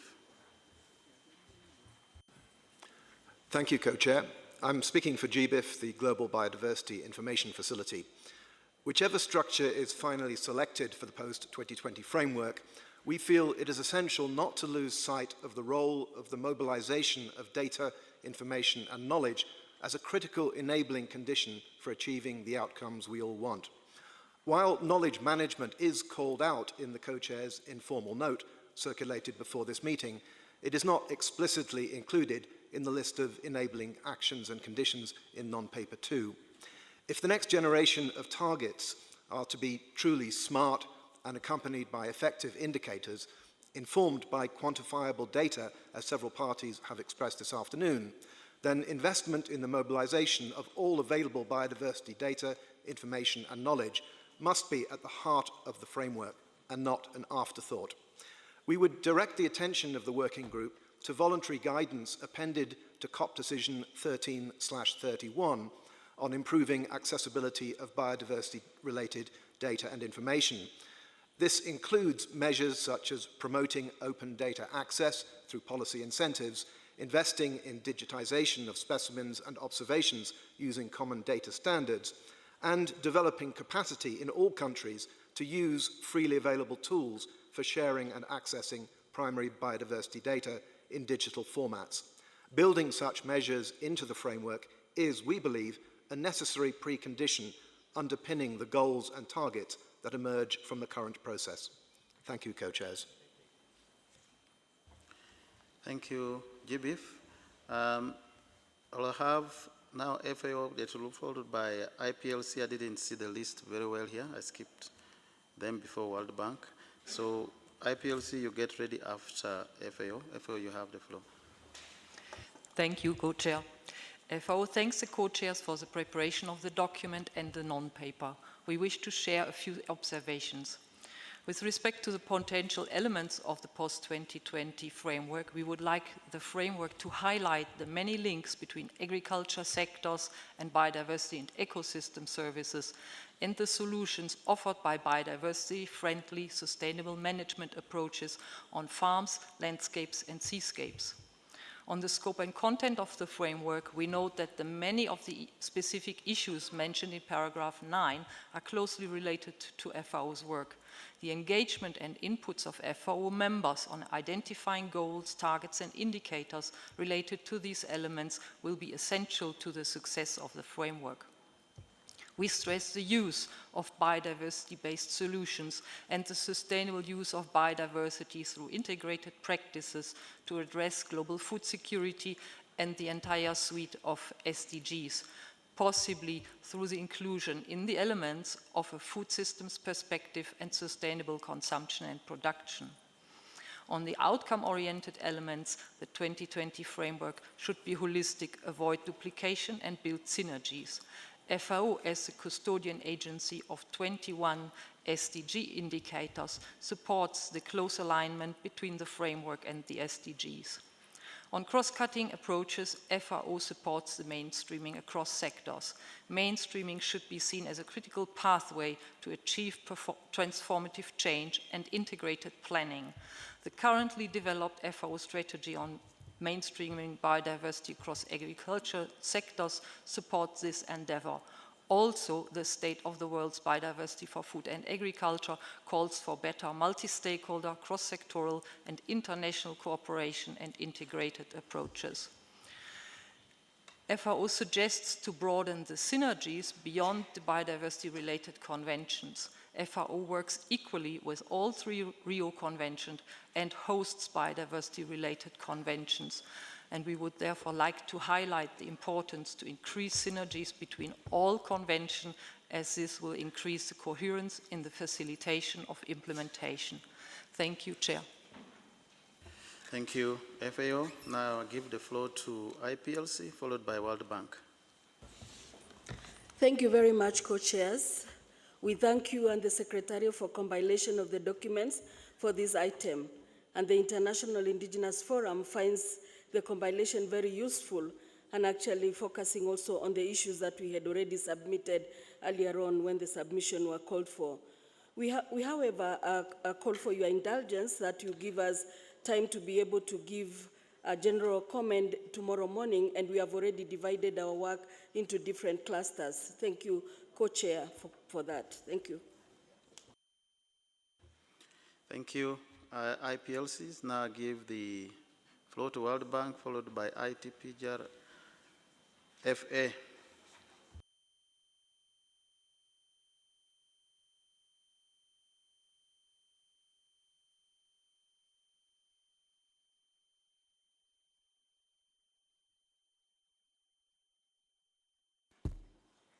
Thank you, Co-Chair. My comment is in relation to the document potential elements. And the proposed 4-cluster structure is very useful. Squaring a circle is never easy, and you did an excellent job at providing a very comprehensive structure and yet simple for the discussion. I would like to make a small suggestion to guide the work, and I realize this echoes earlier interventions by parties and international organizations. So if ambition is what we aim for, mainstreaming should have the highest possible visibility in the post-2020 framework. We need to avoid relegating it as an afterthought. While we may not achieve first best in terms of target setting by COP15, the post-2020 framework should serve as an opportunity to make mainstreaming a much less elusive dimension of our work going forward. For this reason, I would like to provide the following 2 suggestions. The first one is that mainstreaming in sectors such as agriculture, aquaculture, forestry, energy, infrastructure, etc., could be treated as part of the discussion under Cluster 1 on specific targets and indicators. And the second suggestion, is, regardless on when the discussion of mainstreaming takes place, differentiate between mainstreaming outcomes on one side, for example, aiming to reduce illegal deforestation resulting from agriculture expansion, and enabling conditions and tools for mainstreaming on the other side, for example, improving EIA legislation and adoption of NCA. Thank you. Thank you, World Bank. Now I'll give the floor to ITP-GRFA. Thank you, Mr. Co-Chair. The governing body at its 7th session of the International Treaty requested the contracting parties and the Secretary of the Treaty to be engaged in the process for preparation of the Global 2020 Biodiversity Framework to ensure that the framework addresses and takes into account the International Treaty and its implementation objective. In this guidance, the governing body emphasized the importance of maintaining and strengthening targets for plant genetic resources for food and agriculture. In relation to elements of the structure and scope of the post-2020 Global Biodiversity Framework, we would like to reiterate that the framework provides an opportunity to further enhance coherence and cooperation between the International Treaty and the Convention. Targets for plant genetic resources for food and agriculture should be maintained and strengthened, including by relying on monitoring information available through the reporting process of the International Treaty and the experience gained in monitoring targets 2.5 of the Sustainable Development Goals. Such targets should not only deal with conservation of genetic resources, but also with its sustainable use. Mr. Chair, the post-2020 Global Biodiversity Framework should also include targets that link biodiversity to food system and security, as well as to sustainable development through the strategic use of genetic resources in view of addressing challenges like climate change. Targets and indicators and the discussion on access and benefit sharing should integrate ABS system beyond the Nagoya Protocol, including the International Treaty, and promote their functionality. While elements of Aichi Target 16 are still valid and relevant, additional elements strengthening implementation, benefit sharing, and contribution of ABS to biodiversity conservation and sustainable use could be included as part of the global framework. The Secretariat of the International Treaty appreciates opportunity to further discuss coordination and synergy with the CBD Secretariat and other biodiversity-related conventions, and encourages parties to maintain similar discussions among ministries and sectors at the national level. Thank you, Mr. Chair. Thank you, ITP. I now give the floor to UN Women, followed by UNEP.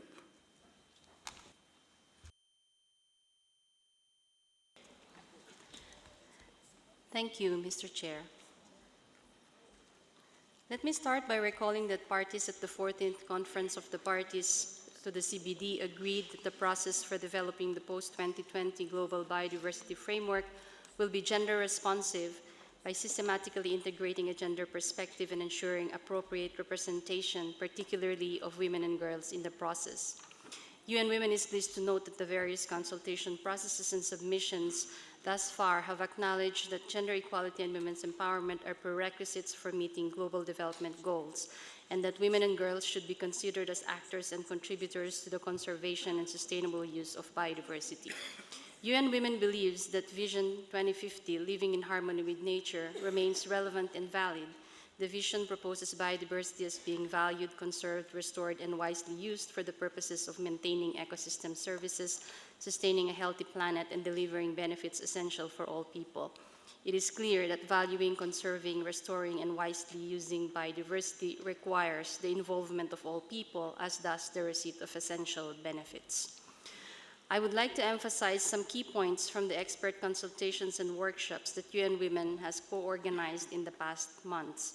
The experts, which include parties and observers to the convention, emphasize that gender perspective should be integrated throughout the framework in the form of a dedicated goal or through targets and indicators across all goals.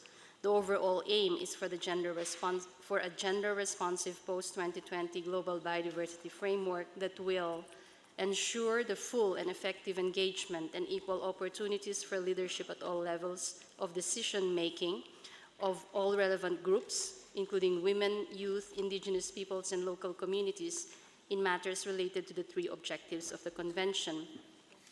Also, to ensure that women and girls are fully engaged in decision-making processes related to the Convention, and to the conservation and sustainable use of biodiversity, and that these are fairly and equitably benefiting from these and from ecosystem functions and services. UN Women stands ready to fully engage in this process and to provide substantive inputs as required. We also believe that this is coherent with the 2030 Agenda for Sustainable Development and the other Rio Conventions, which have already integrated and considered gender equality and women's and girls' empowerment as critical to the realization of their goals and objectives. Before I close, I would like to refer to 2 documents prepared by the CBD Secretariat to inform this process. One is a report of the expert workshop to develop recommendations for possible gender elements in the post-2020 framework, and another document towards a gender-responsive post-2020 global. Thank you, UN Women. You were just about to make, I think, the last statement. Now I'll give the floor to UNEP, followed by NGO 246. NGO 246, you'll have to identify your organization. UNEP, you have the floor. Thank you, Mr. Chairman. I will appreciate first to get clarification or confirmation from you. UNEP has 2 statements. One is for UNEP, but we have also a written statement from CITES Secretariat, who are currently having their conference of the parties going on. So should I begin with UNEP and you'll give me another chance? Or I press UNEP twice before I begin? Thank you. Just a minute, UNEP.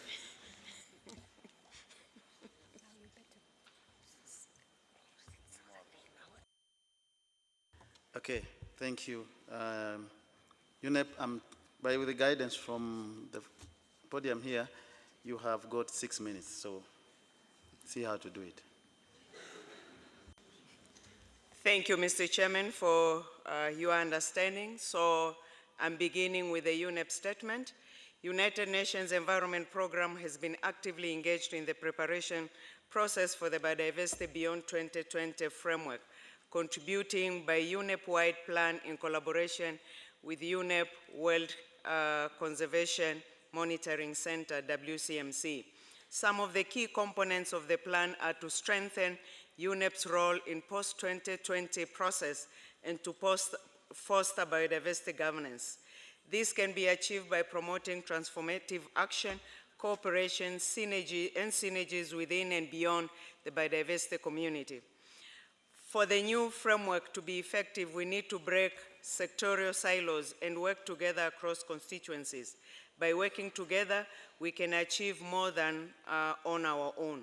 Each biodiversity-related convention has its own unique role and sovereign mandate, but collectively they provide a global strategy for curbing the loss of biodiversity.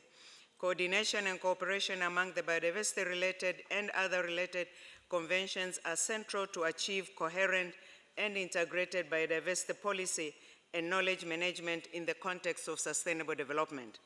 This has been repeatedly confirmed by multiple decisions and resolutions of the governing bodies of conventions as well as UN Environment Assembly. Amongst many priorities, we need to increase cooperation of the national focal points of MEAs. This can be achieved by strengthening capacity building for joint activities to galvanize the critical role of conventions in advancing the biodiversity agenda. Synergies and cooperation amongst conventions could be articulated more broadly in the structure and scope the new post-2020 global biodiversity framework. This will inspire a formulation of joint targets and actions at the global and national levels. The critical role of the secretariats and governing bodies of the conventions in achieving the 2050 vision on living in harmony with nature was emphasized at the recent post-2020 Global Biodiversity Framework consultation held in Bern, Switzerland, that took place with the presence of 13 conventions, including Rio conventions, as well as biodiversity and chemical conventions led by the co-chairs yourselves. Throughout these discussions, cooperations and synergies were stressed as a way to promote an integrated framework. We need to address coherently the drivers for biodiversity loss. We recognize and support the Egyptian initiative of enhancing synergies among Rio conventions. and also look forward to further discussions in the Environment Management Group on how UN system can further support the development and implementation of the post-2020 Global Biodiversity Agenda. Reading now and quoting the CITES statement, I'm speaking on behalf of Yvonne Iguero, Secretary General of the CITES. CITES welcomes the convening of the open-ended working group on post-2020 Global Biodiversity Framework and congratulates the progress made by the co-chairs and the Secretariat of the CBD. This meeting marks a step towards greater participation and inclusiveness for the planning stage of all biodiversity-related MEAs. CITES is grateful for the invitation to participate in this meeting in the spirit of inclusiveness and very much regret that we could not be present at this important meeting. As you may be aware, the 18th Conference of the Parties to CITES is underway as we speak, and the final plenary is taking place today and tomorrow after 10 days of deliberations, where we expect over 40 species of animals and plants, including giraffe, mako shark, sea cucumbers, and other marine species, as well as many other species, will be added to the list of species regulated by the convention. COP18 will also have well over 200 new and revised resolutions and decisions, including the new CITES Strategic Plan 2021 to 2030. The strategic vision, which was just adopted this morning, contains explicit reference to its contribution to 2030 Agenda for Sustainable Development and its Sustainable Development Goals, as well as importance its contribution to the post-2020 Global Biodiversity Framework. There are also many strategic and sectorial areas where our program will align and support the goals of the CBD. Conventions such as CITES deal with sectorial issues such as international trade of endangered species. Whatever our successes, they will be in vain if other threats to biodiversity continue unchecked. Biodiversity MEAs are destined to work together. CITES and its parties have agreed to be and ready to contribute to this process in the run-up of 2020, and we look forward to our continued opportunities for engagement. Thank you, Mr. Chairman. Thank you, UNEP. I'll now give the floor to NGO 246. Please identify your organization. Gracias, señor presidente. Soy de la Vía. Thank you very much. I am from the International Committee for Intergovernmental Planning, and this relates to many workers' organizations to strengthen the program of sovereignty at international and global level. Many of our workers are organized together. We state that the consultation of these organizations and have a document that will speak to this in a general manner. The translating of the vision has many benefits. However, there is a differentiation between the short and medium-term objectives could give more interest to the strategic plan and the interests of the governments. These short, medium, and long-term strategies could be brought up at the COPs. The small agricultures are working in agriculture, and this is usually seen as a negative factor of biodiversity. However, the conservation of traditional knowledge and the development of practices and innovation can develop biodiversity, and at the same time not prejudice biodiversity as a whole. We should recognize the important role of fisheries at small scale, the small farmers and indigenous peoples. In terms of specific comments, our concerns relate to the inclusion of digital sequencing information under CBD and with regard to the segment of the effects of the strategic plan on the objectives over the short and medium term, the need to connect the objectives of sustainable use post-2020 and how to combat climate change. It's important to improve national, regional, and international level coordination of local stakeholders. And furthermore, ladies and gentlemen, 30 years ago, we have been making promises for 30 years.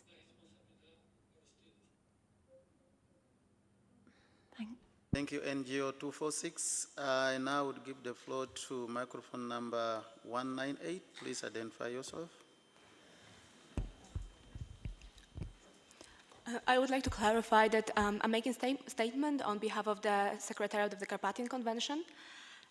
The Carpathian Convention would like to contribute to the post-2020 Global Biodiversity Framework by initiating a process of improving synergies and reinforcement of biodiversity-related conventions for maximizing efforts in halting biodiversity loss as an important element of the implementation of the post-2020 framework.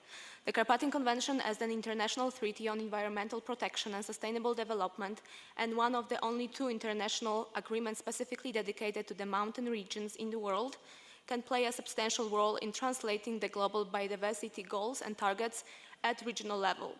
This will strengthen implementation of the post-2020 framework by tailoring global actions for regional circumstances and highlighting a special role and challenges of mountain biodiversity.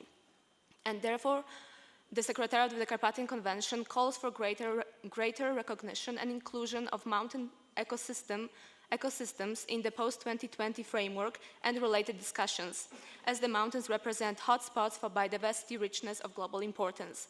The Carpathian Convention looks forward to further contributing to the process and cooperating with the parties, the CBD Secretariat, and other international actors. Thank you very much, Mr. Chair. Thank you, Carpathian Convention. Now I give the floor to NGO microphone number 240. Thank you, Co-Chair. I speak on behalf of WWF. Science could not be clearer. This is not the time for incremental improvements. We need to put in place a post-2020 global biodiversity framework that is comprehensive and includes not only strong and ambitious mission, goals, and targets and a set of principles, but also clear and concrete implementation actions and mechanisms to ensure its full implementation in support of the transformative change that is required. The mission for 2030 needs to reflect the level of ambition and the breadth of actions covered in the framework. Therefore, WWF proposes the following mission. By 2030, halt the loss of biodiversity and put nature on the path to recovery for the benefit of all people and the planet. WWF proposes 3 overarching goals for 2030 that reflect the need to identify the desired state of biodiversity by 2030 and the need to address the drivers of biodiversity loss. These goals are, first, zero loss of natural habitats, including those managed by IPLCs. Second, halve the footprint of consumption and production. Third, zero extinction of species. As mentioned, a strong mission, goals, and targets are not enough. The framework also needs to include specific commitments and actions on implementation and enabling conditions. These include an implementation mechanism that includes a pledge, review, and ratchet cycle that allows ambitions and actions to increase in regular intervals. Means of implementation, including resource mobilization and realignment of financial flows, capacity building, and stakeholder engagement, including through multi-stakeholder and multi-sectoral platforms, accountability and transparency measures, other enabling conditions, including improved mainstreaming of biodiversity into non-environmental sectors that drive biodiversity loss, including the finance sector, synergies and alignment with real and biodiversity-related conventions and the SDGs. We look forward to working with our parties and other actors to develop a strong and ambitious framework to be agreed by COP15. Thank you very much, Chair. Thank you, WWF. I now have another request from Ramsa. Ramsa has requested also to make intervention. I would like to seek that this now should really mark the very last. If you request, we may not accept because we'd like to move on. So now I give the floor to women, followed by NGO 242, and then Ramsa. Women, you have the floor, 262. Thank you, Co-Chair. I'm Resiato from Tanzania, speaking on behalf of the CBD Women Caucus. In submission received of the scope and the content of the post-2020 Global Biodiversity Framework, gender was identified as one of the gaps in the strategy planning and among the issues that could be better reflected in the post-2020 framework. In this sense, it's urgent to guarantee a transformational post-20 Global Biodiversity Framework. This means that the framework should recognize and enhance the capacity of agents and leadership of women, including indigenous women and women in local communities, girls, youth, and elder, in all biodiversity-related process, from conservation to decision-making process. To start building this framework in participatory and inclusive way, we present some entry points directly related to the document of potential elements of the structure and the scope of the post-20 Global Biodiversity Framework as a result from the internal discussion within the CBD Women Caucus, the 2 gender expert workshops convened by the Secretariat of the CBD and the Human Women with the support of the many parties, and as a result of the reflections from the thematic and regional consultations. 1, the post-2020 Global Biodiversity Framework should recognize and enhance women agency, voice, engagement, and leadership in the post-2020 Global Biological Diversity Framework, which is essential to ensuring the equitable sharing of benefits from biodiversity conservations. Women have the fundamental right to lead and participate in the conservation, sustainable use, and receipt of benefits from biodiversity. 2, it should be right-based. That means that it must contribute to the fulfillment of women's rights, particularly those related to biodiversity, guaranteeing the recognition of women as a key actors for the accomplishment for the 3 objectives of the Convention. For us as women from all over the world, it is absolute urgent to incorporate a stand-alone goal that lead the work of the parties to achieve gender equality within the biodiversity sector. This global could read as in following: women and girls are fully engaged in decision-making processes relating to the conservation and sustainable use of biodiversity and its ecosystem functions and services, and are fairly and equitable benefited from this. On enabling condition, it is clear that advancing gender equality in the implementations of the CBD and the post-2020 framework cannot be achieved without a clear strategy to allocate adequate and consistent resources and to strengthen institutional capacity to continue strengthen women engagement in CBD process. Therefore, it is essential that resources allocation should include processes. Therefore, it is essential that resources allocation should Thank you, women. Representative, now I give the floor to NGO microphone number 242. Please identify your organization. 3 minutes, please. Thank you very much, Mr. Chair. I'm speaking on behalf of Friends of the Earth International, the ICA Consortium, and Global Youth Biodiversity Network. We first want to thank the co-chairs for their work, listening to a divergence of ideas in all the participatory workshops. However, we also want to express some concerns, as leaving out important elements of the scope can have long-lasting effects to the whole post-2020 framework. In the first place, we are missing the mention of a compliance mechanism. Yet the current decade has made clear that without compliance, there is no implementation. This discussion should be included under Cluster 3. In the second place, we are missing a section on principles. We should suggest this can be added in Cluster 1.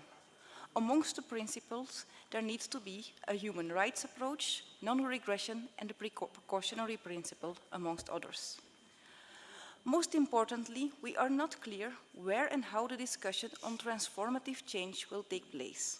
All the importance given to this issue at the preparatory talks and at the IPBES report seems to miraculously disappear once we get into the planning of the scope for the post-2020 framework. We understand that transformative change can be achieved through targets that tackle the drivers. hopefully as a continuation of the strategic goal B under the IG targets. However, the current setup of the thematic workshops, very limited in scope as well as participation, does not give us the reassurances we need that all the drivers for destruction of biodiversity will be changed in a transformative way. We insist this must be the case, with sufficient working time allocated to this issue and organized in a very participatory way. We are also worried about the current way of handling the drivers as being addressed under the mainstreaming work stream. This exercise seemed to be oriented to what corporations deem acceptable to implement for them, not to what is needed for biodiversity. Accountability for corporations is key. We want to further reiterate that voluntary commitments are not the way to go, as planetary boundaries are already being surpassed and we need to act with all that what is needed. Regarding the process, we have stated before and will insist that we cannot build a new and effective global biodiversity framework without analyzing why the current strategic plan didn't give the expected results. We must act according to these lessons learned. Thank you, Mr. Chair. Thank you. I now give the floor to Ramsa. Thank you, Mr. Chair. I would like to provide some key messages from the Ramsar Convention on Wetlands with regard to the post-2020 biodiversity framework, as was mandated by Standing Committee 57 in June this year. The strategic plan of the Convention 2016-2024 is fully aligned with the Aichi targets, and the midterm review of the strategic plan is designed to ensure alignment with the post-2020 biodiversity framework. It is important to ensure that the post-2020 biodiversity framework provides a common scheme for the biodiversity-related conventions and that it is aligned with relevant SDG indicators to avoid duplications, leverage existing work, and promote collaboration and synergies. Such collaboration is particularly important among the national focal points to biodiversity-related conventions and SDG processes at national level. The Ramsar Convention of Wetlands has an important contribution to a common post-2020 biodiversity framework, especially as the lead partner for the CBD Inland Waters Program of Work and to the joint CBD Ramsar Work Plan. Also, the Ramsar Convention makes significant contributions to the Marine and Coastal Biodiversity Program of Work, a role that needs to be further strengthened. Thank you, Mr. Chair. Thank you, Ramsa. And lastly, CMS. Thank you very much, Mr. Chair. I am pleased to make a statement on behalf of the Secretariat of the Convention on Migratory Species and for the broader CMS family. The CMS family established a working group on the post-2020 biodiversity framework and has established some key priorities. It's been extremely engaged, and it includes parties to our standing committee, our scientific council, and key partners and NGOs. The key word for our parties and our partners is connectivity. And the key aspect of what we would like to see in the upcoming Global Biodiversity Strategy is a better reflection of that term, not only for migratory species, but looking at ecological function more broadly. We have attended many of the opportunities to share our views at the various preparatory meetings, and we're very pleased to be able to participate and continue to collaborate. I'll just give 4 points of some thoughts that have come out of the discussions thus far in terms of how this could fit with the new framework. The first is there's been discussions about and ideas about possibly a standalone target on connectivity or including connectivity in relevant goals and targets. The second is an interest in reflecting a commitment to international cooperation within the new strategy so that the achievement of the new strategy can only be done through transboundary, regional, and/or global cooperation as appropriate. The third is the concept of including in NBSAPs the commitments for all biodiversity instruments to which countries are a party. And finally, there's been some discussions of including connectivity as part of an apex or priority target if there's a priority setting exercise. We stand ready to work with colleagues from CBD and parties here and our many partners, and again are appreciative of the opportunity to contribute to the new framework. Thank you, CMS. Dear delegates, after hearing from your interventions, we see that we have some level of understanding on some issues, but we also understand and we have recognized that there are still some diverging views on some points. Now let's hear your views on the clusters, and following from that, my co-chair and I will take some time to consult and come back to you on how we will proceed with this item. Co-chair, you have the floor. Thank you. Now let's turn attention to each of the cluster. Let's start with cluster 1 and vision, mission, goals, and targets. The discussion we expect, and we would welcome discussion on the detail of the vision and mission, but our advice on goals and targets is that the discussion should focus on scope and structure. Again, if you feel that your comments have not been done, I noticed that in the previous round of comments there was a lot of comments on cluster 1. I expect there will be some more here, but you just wanted to let you know that you don't need to repeat your comment if they are already been made. So now the floor is open. Looking forward to see if people want to take the floor.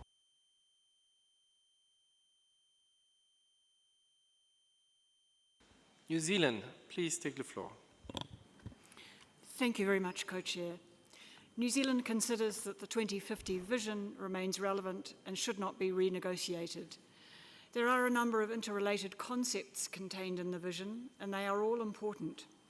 Any explanation of the vision should be informed by a recognition of both the intrinsic and instrumental values of nature.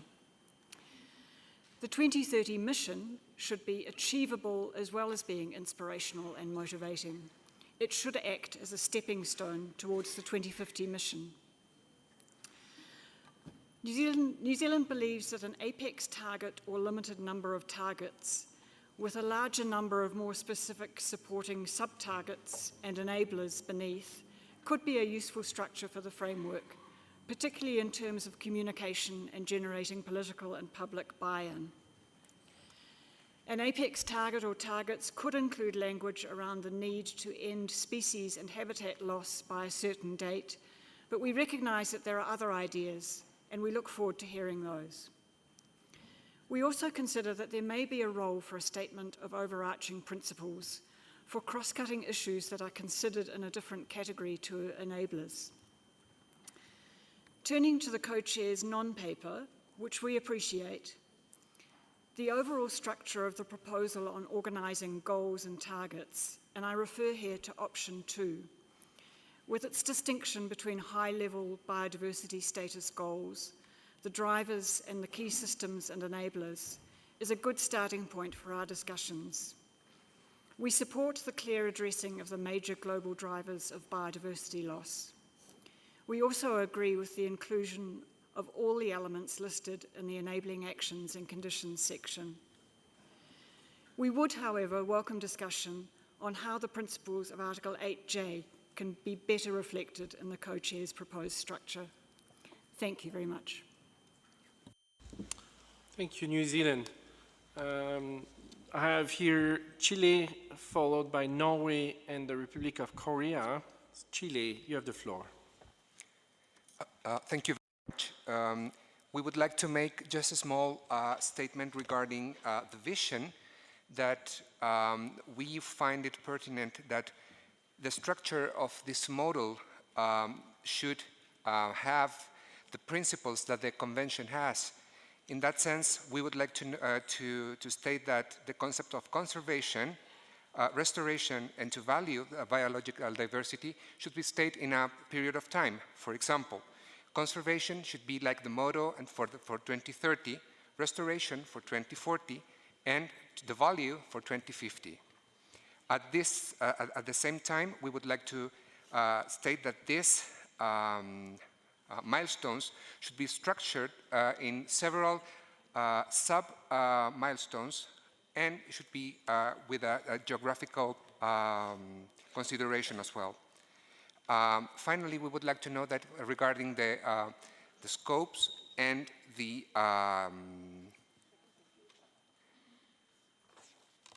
and the objectives, they should be found in the mechanisms that they have been already in the convention. Thank you. Thank you, Chile. So Norway, followed by Republic of Korea and Australia. Thank you, Chair. On Cluster 1, we would like to emphasize that the three objectives of the Convention should be more visible in the structure of the new framework. The structure of the framework needs to be well correlated with the Sustainable Development Goals. However, this does not mean that you have to use the same structure as the SDGs on the post-2020 framework. The work on indicators should be done in parallel with the goals and the rest of the post-2020 structure. We depend on good indicators to pave the way of implementation of smart targets. OECD's work on headline indicators as a common currency is a good example on ongoing work that should be brought into the post-2020 discussion at an appropriate time. Thank you, Chair. Thank you, Norway. Republic of Korea, followed by Australia and the World Bank. Thank you, Co-Chair. The Republic of Korea considers the development of the post-2020 biodiversity framework as an agenda of great importance and is dedicated to contribute to relevant global discussions. The current biodiversity strategy presents a flat structure with 20 targets described separately. In order to enhance the loose connectivity between the strategy, goals, and targets and indicators of the next biodiversity framework, a hierarchical structure could be a good solution. Targets should be practical and specific for better implementation in each country, be smart, and maintain balance between pressure, state, and response indicators as appropriate. Also, the language used in the new targets will need to be precise, concise, and simple to avoid difficulties in communication, which was also discussed at the regional consultation meeting for Asia and the Pacific held this February.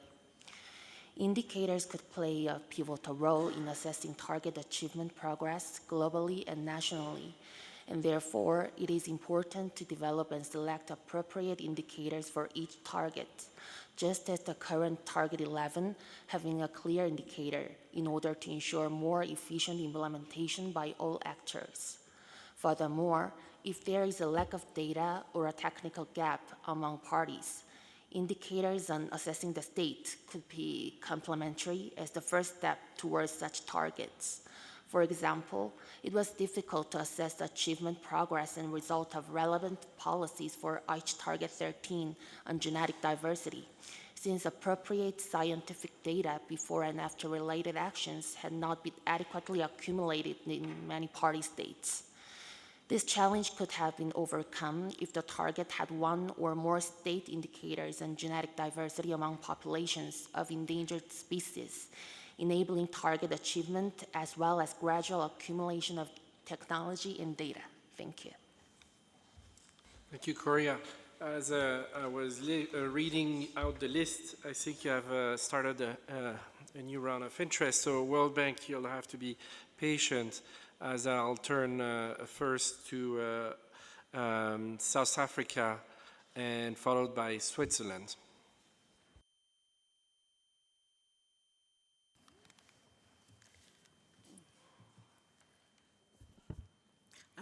Thank you, Chair, and we would like to re-emphasize the points raised by Cameroon, but in particular, we'd like to comment that the structure that has been provided in the non-paper represents some elements that are of interest to us. In particular, we like the reference to the strategic goals, targets, and indicators for a post-2020 global framework. And the elements that we are interested in are those that make it easy, clear, and easy to communicate, as well as facilitating uptake by parties, supporting mainstreaming into development sectors, and communication with the general public. We appreciate the focus on ecosystems evident in option 2, tracking of ecosystem status spatially for all ecosystem types in the marine, coastal, freshwater, and terrestrial realms has been central to our biodiversity conservation approach and has ensured priority ecosystems can be protected. And this is also useful for land use decision-making and protected areas expansion. Option 2 is also supported in that it provides an opportunity to explicitly include targets that focus on nature-based solutions to climate change as well as social and economic issues. It is, however, at the moment not possible to see how the elements of the two protocols have been accommodated in this proposal. We are happy with the introduction of the rationale as part of the proposed framework.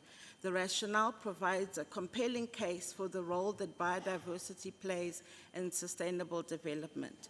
The introduction of this component to the agreement is key for integrating issues related to other biodiversity-related MEAs and create synergies for greater integration of biodiversity at the global and national scale.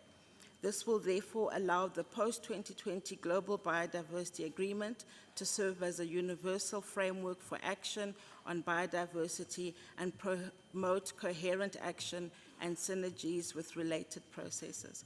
Thank you. Thank you, South Africa. Turning now to Australia, followed by Switzerland and Guinea Equatorial. Thank you, co-chairs. In looking to achieve transformative change, we recognise the need to do things differently. We see option 2 as a good foundation to work from. We feel it also provides the opportunity to engage more people in the journey to 2050.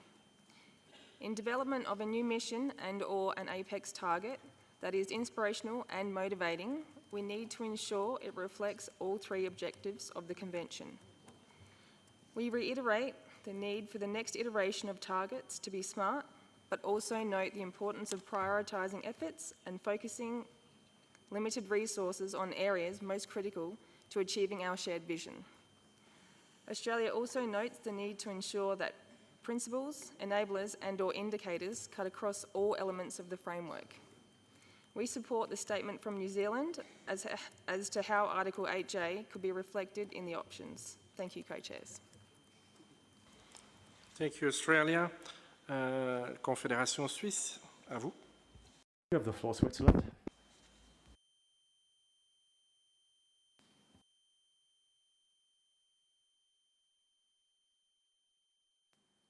Thank you, Mr. Co-Chair. Switzerland favors a lean structure for the new GBF. Regarding the content, we would suggest to follow the structure of the framework: vision, apex goal, targets, and if needed, sub-targets. This framework would be added as an annex to the decision. Other elements, such as implementation mechanisms and an obligation to adopt the NBSAPs, support and means of implementation, enabling conditions, monitoring, reporting, and accountability, cross-cutting issues, should be part of the COP decision. Vision. We are happy to confirm the Vision 2050 as our guiding principle. On the mission or apex goal, as the mission of the strategy was not very useful, we would suggest to focus on an apex goal that is taking everybody along and is easy to communicate. We see a lot of benefit in a simple and clear apex goal. The 2 degrees in the UNFCCC context is a very good example of how an apex goal can mobilize the international community behind a common measurable goal. An important benefit is that it would be understandable for everyone. Our preferred option for an apex goal would be to address sustainable use and area-based conservation measures on a sufficient amount of surface and in a functional connected network. We should never forget there is no biodiversity without space for living. Targets should aim to achieve the vision and the main goals of the Convention. They should build on the current targets. They should be smart, specific, measurable, achievable, relevant, and time-bound. They should contain a quantitative goal, a baseline, and an indicator. and they should, after all, be limited to 20 or less when an option to formulate sub-targets. By defining the targets of the new global biodiversity framework, we should use synergies and not duplicate targets, goals, or strategies that are already existing, for instance, in other multilateral environmental agreements. Finally, we should bear in mind that the targets in the GBF post-2020 should be relevant not only for CBD, but for all MEAs. Thank you. Thank you, Switzerland. Maintenant, je passe la parole à la Guinée. I'm going to give the floor to Equatorial Guinea. You have the floor.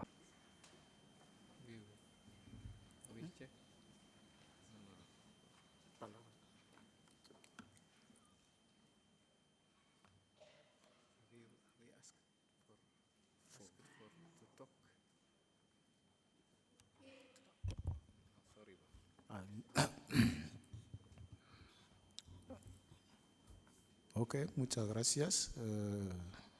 Por parte de Guinea Ecuatorial, no tenemos mucha opción sobre Thank you so much. As far as Equatorial Guinea is concerned, we don't have many comments to make. Thank you. Thank you for, you certainly get our appreciation for a brief intervention.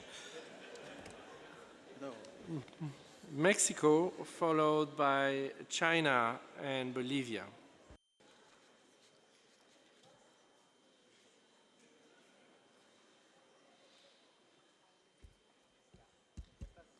Gracias, señor presidente.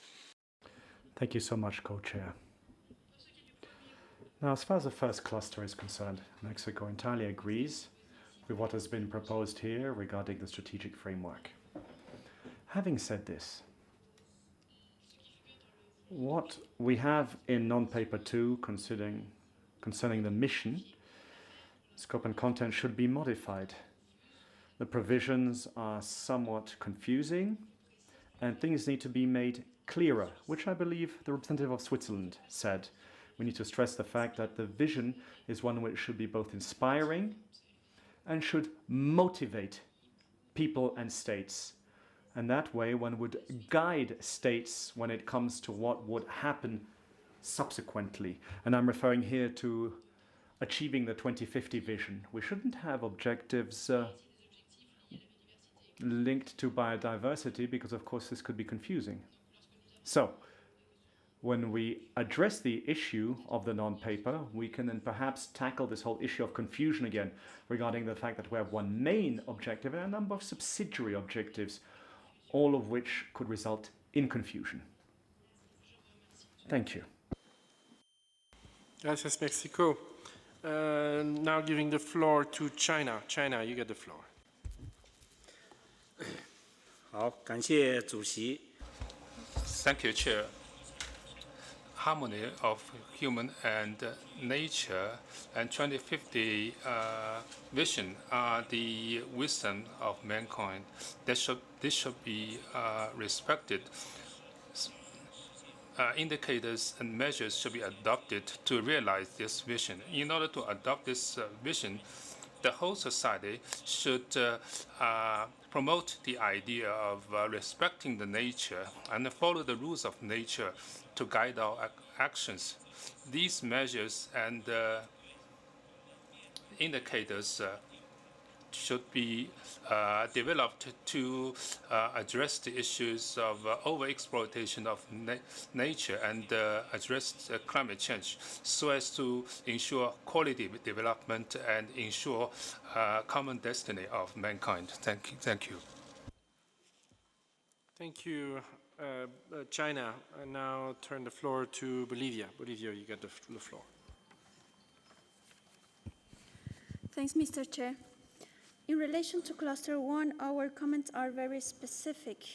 In relation to mission, we are open to either an apex target or a statement that is action-oriented that expresses the state of biodiversity that we would like to achieve by 2030. Yet the challenge is that either or both really need to reflect the three objectives of the convention, and this is something that we believe is something to keep in mind in the discussions on this issue. In relation to goals, in the paper on possible potential elements, you have proposed 3 options. We believe that the second option and the third option actually can be merged, and something in between can be produced in order to still work on the core elements of the current Aichi targets and be complemented with what we see are missing, and to provide a clear balance between the 3 objectives of the Convention and its protocols. And finally, in relation to what is mentioned in paragraph 15 on the paper on potential elements, we prefer the option that you provided on a layered approach for the reasons that you are also indicated in this document, that many specific targets can contribute to, can be linked to different specific goals. So we believe that will be more holistic. And thank you. Thank you, Bolivia. We have now European Union, followed by Uganda, and the last intervention will be the World Bank. Thank you. Thank you, Mr. Chair. I had already, or the EU had, and its member state, a quite long intervention on Cluster 1, but I would like to add a few points still in this. EU is very well prepared for this meeting, which we are very happy about, but therefore, we are coming into all of these clusters. But where feasible, Mr. Chairman, targets and sub-targets need to be accompanied by clear baselines, indicators and monitoring schemes, which needs to be developed in parallel and should be based on as much as possible on existing work. For instance, those that are made by the SDGs, IPPES, IPCC, and other MEAs and relevant international organizations, and to be adopted all together in 2020. Targets for protected areas, including marine protected areas, and OECMs should include quantitative and qualitative elements, which means representativeness, effective management, and conditions. In this context of the discussion on the whole set of targets, areas not covered by the current framework, for instance, on links between biodiversity and climate change, health, cities and urban biodiversity, biotechnologies, plastics, marine litter, pollinators, and soil should be taken into account.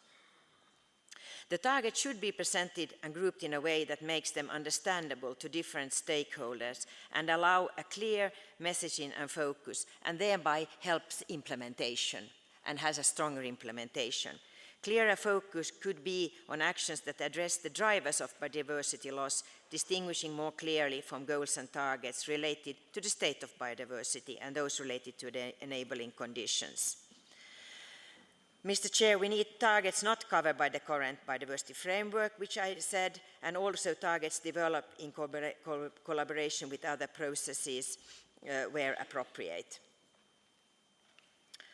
Lastly, the post-2020 framework should include strengthening existing and new instruments and effective implementation on implementation and the review mechanism. Thank you. Thank you, Finland. As usual, when I call for the last intervention, there is a flurry of interest, which is always welcome. So, World Bank, I'll ask you to be patient. We'll now hear from Uganda, followed by Argentina, Colombia, Iceland, Japan, and the World Bank. Oh, thank you, Chair. Uganda supports South Africa in regard to the importance of ensuring that the vision for post-2020 is focused. We also agree with New Zealand that the vision of 2030 should be a stepping stone towards 2050 and therefore needs to have milestones to propel us to that end. Whereas a hierarchical approach can yield good results, Uganda is mindful of the cross-cutting nature of some of the key elements of the framework. As such, we think there should be flexibility in addressing these elements in order to achieve utmost benefit from the post-2020 framework.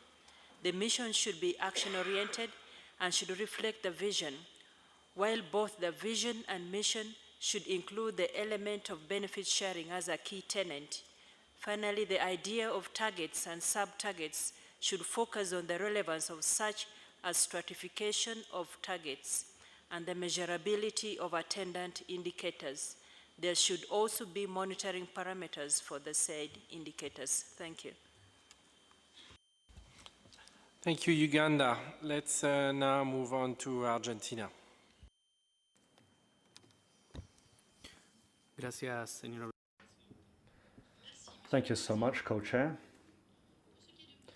Now, as far as the first cluster is concerned, we agree with the 2050 vision which has been proposed, and we believe that the setting up of a framework could stand to benefit things by enable us to plan over the long term our efforts aimed at achieving the objectives of the Convention.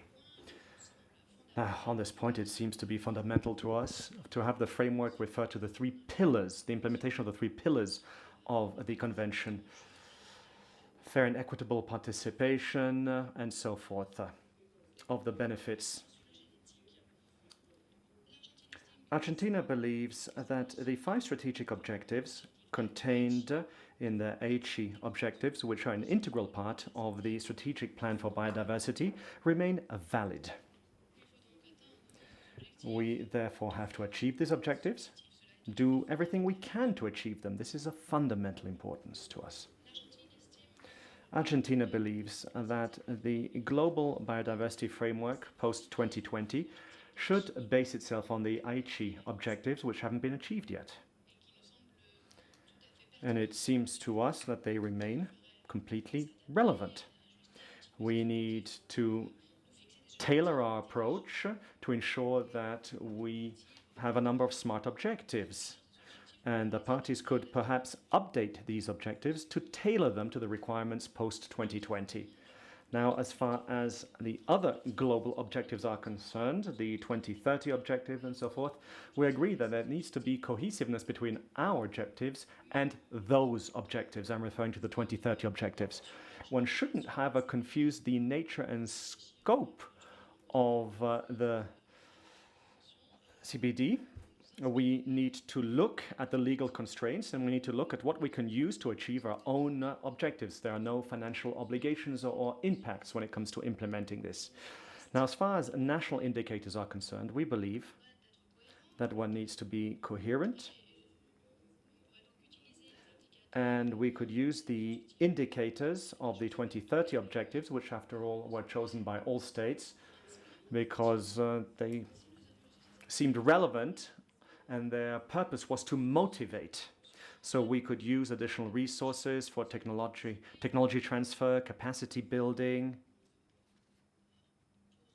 for facilitating cohesiveness between various existing systems. I thank you. Thank you, Argentina. Turning now to Colombia. Colombia, you have the floor.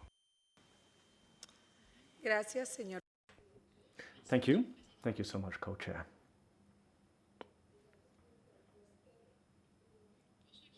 Now, as far as Cluster 1 is concerned, we have a number of comments to make.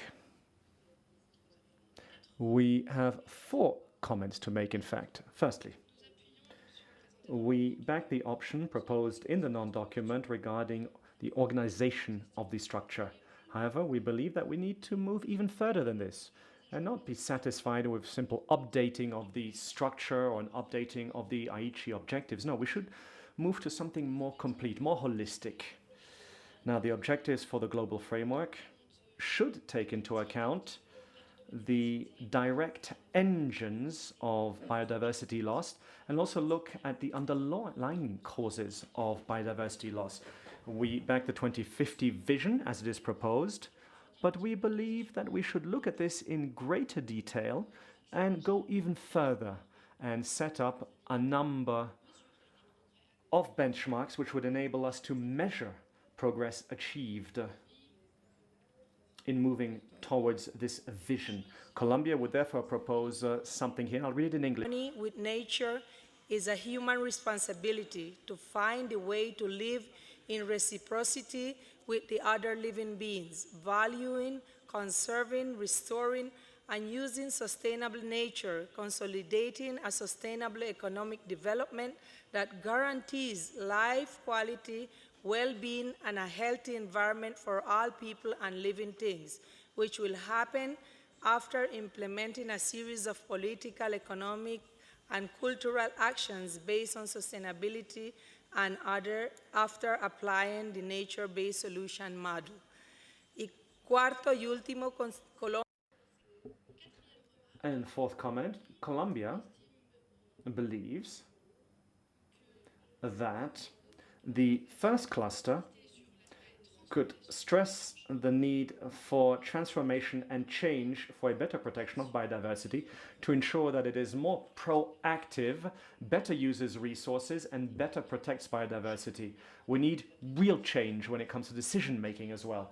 This to guarantee the implementation of the global framework as part of a cross-cutting approach which is tailored to national and local specificities. This is why we propose the following wording, which could be included in one of the objectives in English. For transformative changes at all levels and across sectors by seeking transitions in social and ecological context toward sustainability.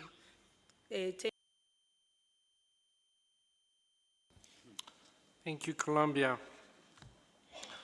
Now turning to Iceland. Iceland, you have the floor. Thank you, Mr. Chair. Iceland is in favor of retaining the current 2050 vision for the Convention. For the mission, we are not convinced that one apex target would be a useful approach, since the Convention is a broad, diverse, and covers the whole web of life, all living organisms and the DNA that describes them. We think that it would be difficult to find one that would do the Convention justice. We would support having one or several medium or longer-term milestones to 2050. For the scope or goals in the co-chair's informal note, we would like the second option, and especially to make sustainable use more visible in the new strategy. We support using targets and sub-targets that would be based on some of the Aichi targets, especially the ones of current goals B, C, and D. Thank you, Mr. Chair. Thank you, Iceland. Moving now to Japan. Thank you, Co-Chair. I have a very brief comments on goals and targets. And it is appropriate to develop the goals showing the status to be achieved under the mission and the targets showing the specific actions to be implemented to achieve the goals. We think goals should be understandable words that attract public attention, and the targets should be communicable words that will lead people to an action. When setting goals and targets, we should pay attention to 5 direct and 5 indirect drivers related to biodiversity loss and interventions that are necessary to generate transformative change, which are identified in the IPBES global assessment, while building on the elements covered in the Aichi targets. Thank you very much. Thank you, Japan. And now turning to Canada. Thank you, Chair. Canada believes that the 2050 vision for biodiversity remains valid. The scope and content of the post-2020 Global Biodiversity Framework should reflect what is needed to effectively implement the CBD and effectively drive us forward towards achieving the 2050 vision. We also agree with efforts to make the 2050 vision more tangible, communicative, and motivating. One way to achieve this could be through establishing clearer linkages between the 2050 vision, the 2030 mission, and the goals and targets of a post-2020 Global Biodiversity Framework. Canada is supportive of the idea of an apex target or overarching objective as the post-2020 GBF's 2030 mission, and we should work together this week to develop options for this. We believe that it should be a simple, understandable statement that represents the key overall purpose of the CBD. While the current structure of the strategic goals continues to be relevant, The list of 20 targets resulted in a slightly disjointed and disorganized vision of the actions that needed to be taken on biodiversity. A scattered approach that is too broad for some targets and far too issue-specific in others. There is a need for reassessing the organization of the targets to focus more on targets and actions that will be the most effective in positively influencing the state of biodiversity and avoiding duplication or unnecessary overlap between targets when possible. We would be supportive of options for structuring the GBF that simplify the framework of goals and targets, including a reduction in the number of targets, and to respond to current scientific evidence in regards to the drivers of biodiversity loss and the key actions needed to address this loss. In terms of language, Canada suggests clear messaging for future work on specific target language that emphasizes the need for simpler, shorter, and more communicative statements. Relatedly, Canada strongly agrees with the co-chairs that the post-2020 GBF should include targets that are SMART. Finally, we suggest that indicators should be developed in parallel with the development of the GBF goals and targets, drawing from existing indicators wherever possible. Thank you, Chair. Merci, Canada. Thank you so much, Canada. Turning now to St. Lucia.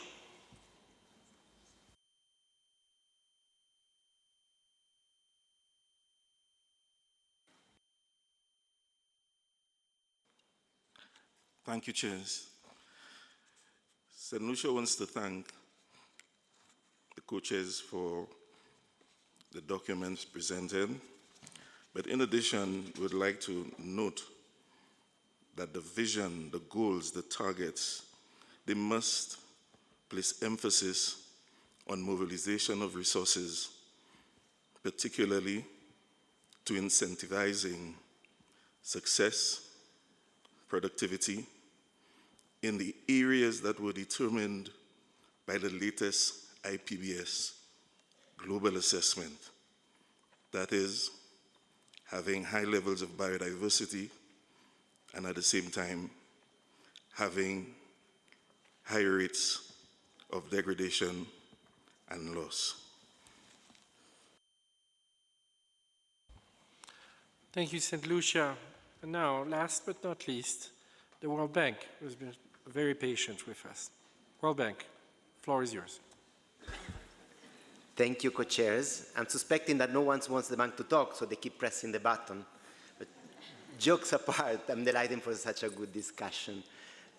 So with the goal of contributing to the post-2020 framework process, the bank has set out a work agenda to measure the economic importance of biodiversity and ecosystem services and the effectiveness of policies to reduce pressures on ecosystem. We believe that achieving the 2050 vision, which we agree is very relevant, will require an effective and crisp short-term agenda to 2030, focusing on economic and policy drivers of biodiversity loss.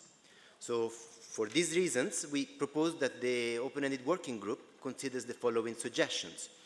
The first one is that the mission to 2030 should inspire and suggest action. So its body center could be on addressing drivers. Incidentally, we know that this may be a smart strategy for resource mobilization, which we will deal under Cluster 2. Resource mobilization follows from accountability, and targets that address drivers, including policies, can be effective in generating accountability. So it's a balancing act. No? We can be ambitious in asking for more resources to the extent that we are ambitious in terms of what we commit to. The second suggestion is to adopt a framework along the lines suggested under option 2, under the goals and targets of non-paper 2, which was very useful. And then the third suggestion is under the second group of such a structure, the drivers, includes explicit targets for both direct and indirect drivers of biodiversity loss.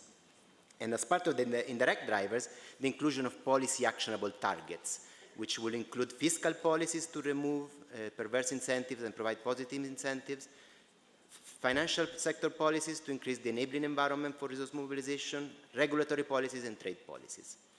And the fourth suggestion, and my last one, is under the third group, which is enabling condition of that option 2 proposed for the targets.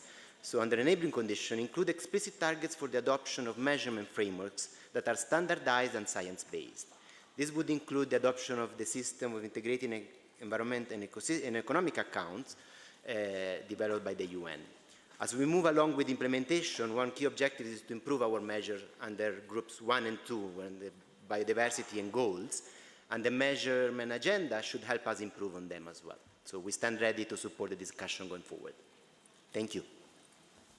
Thank you, World Bank.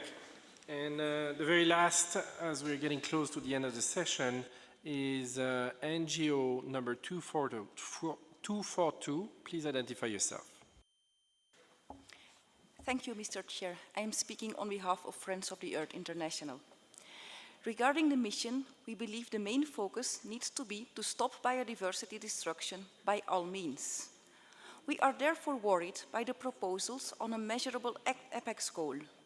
Measurable goals will focus on conservation only and risk leading in the long run to creative accounting exercises whereby parties try to show they are fulfilling this one apex goal and forgetting about so many other relevant aspects of the fight against biodiversity collapse.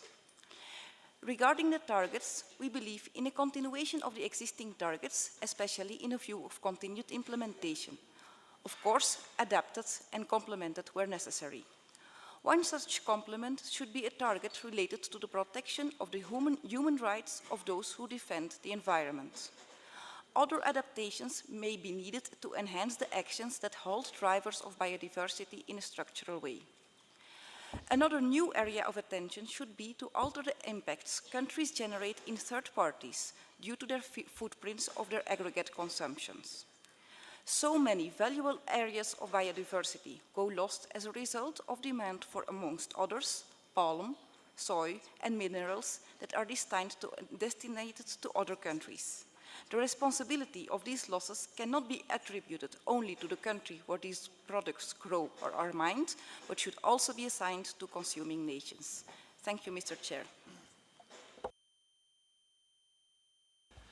Thank you.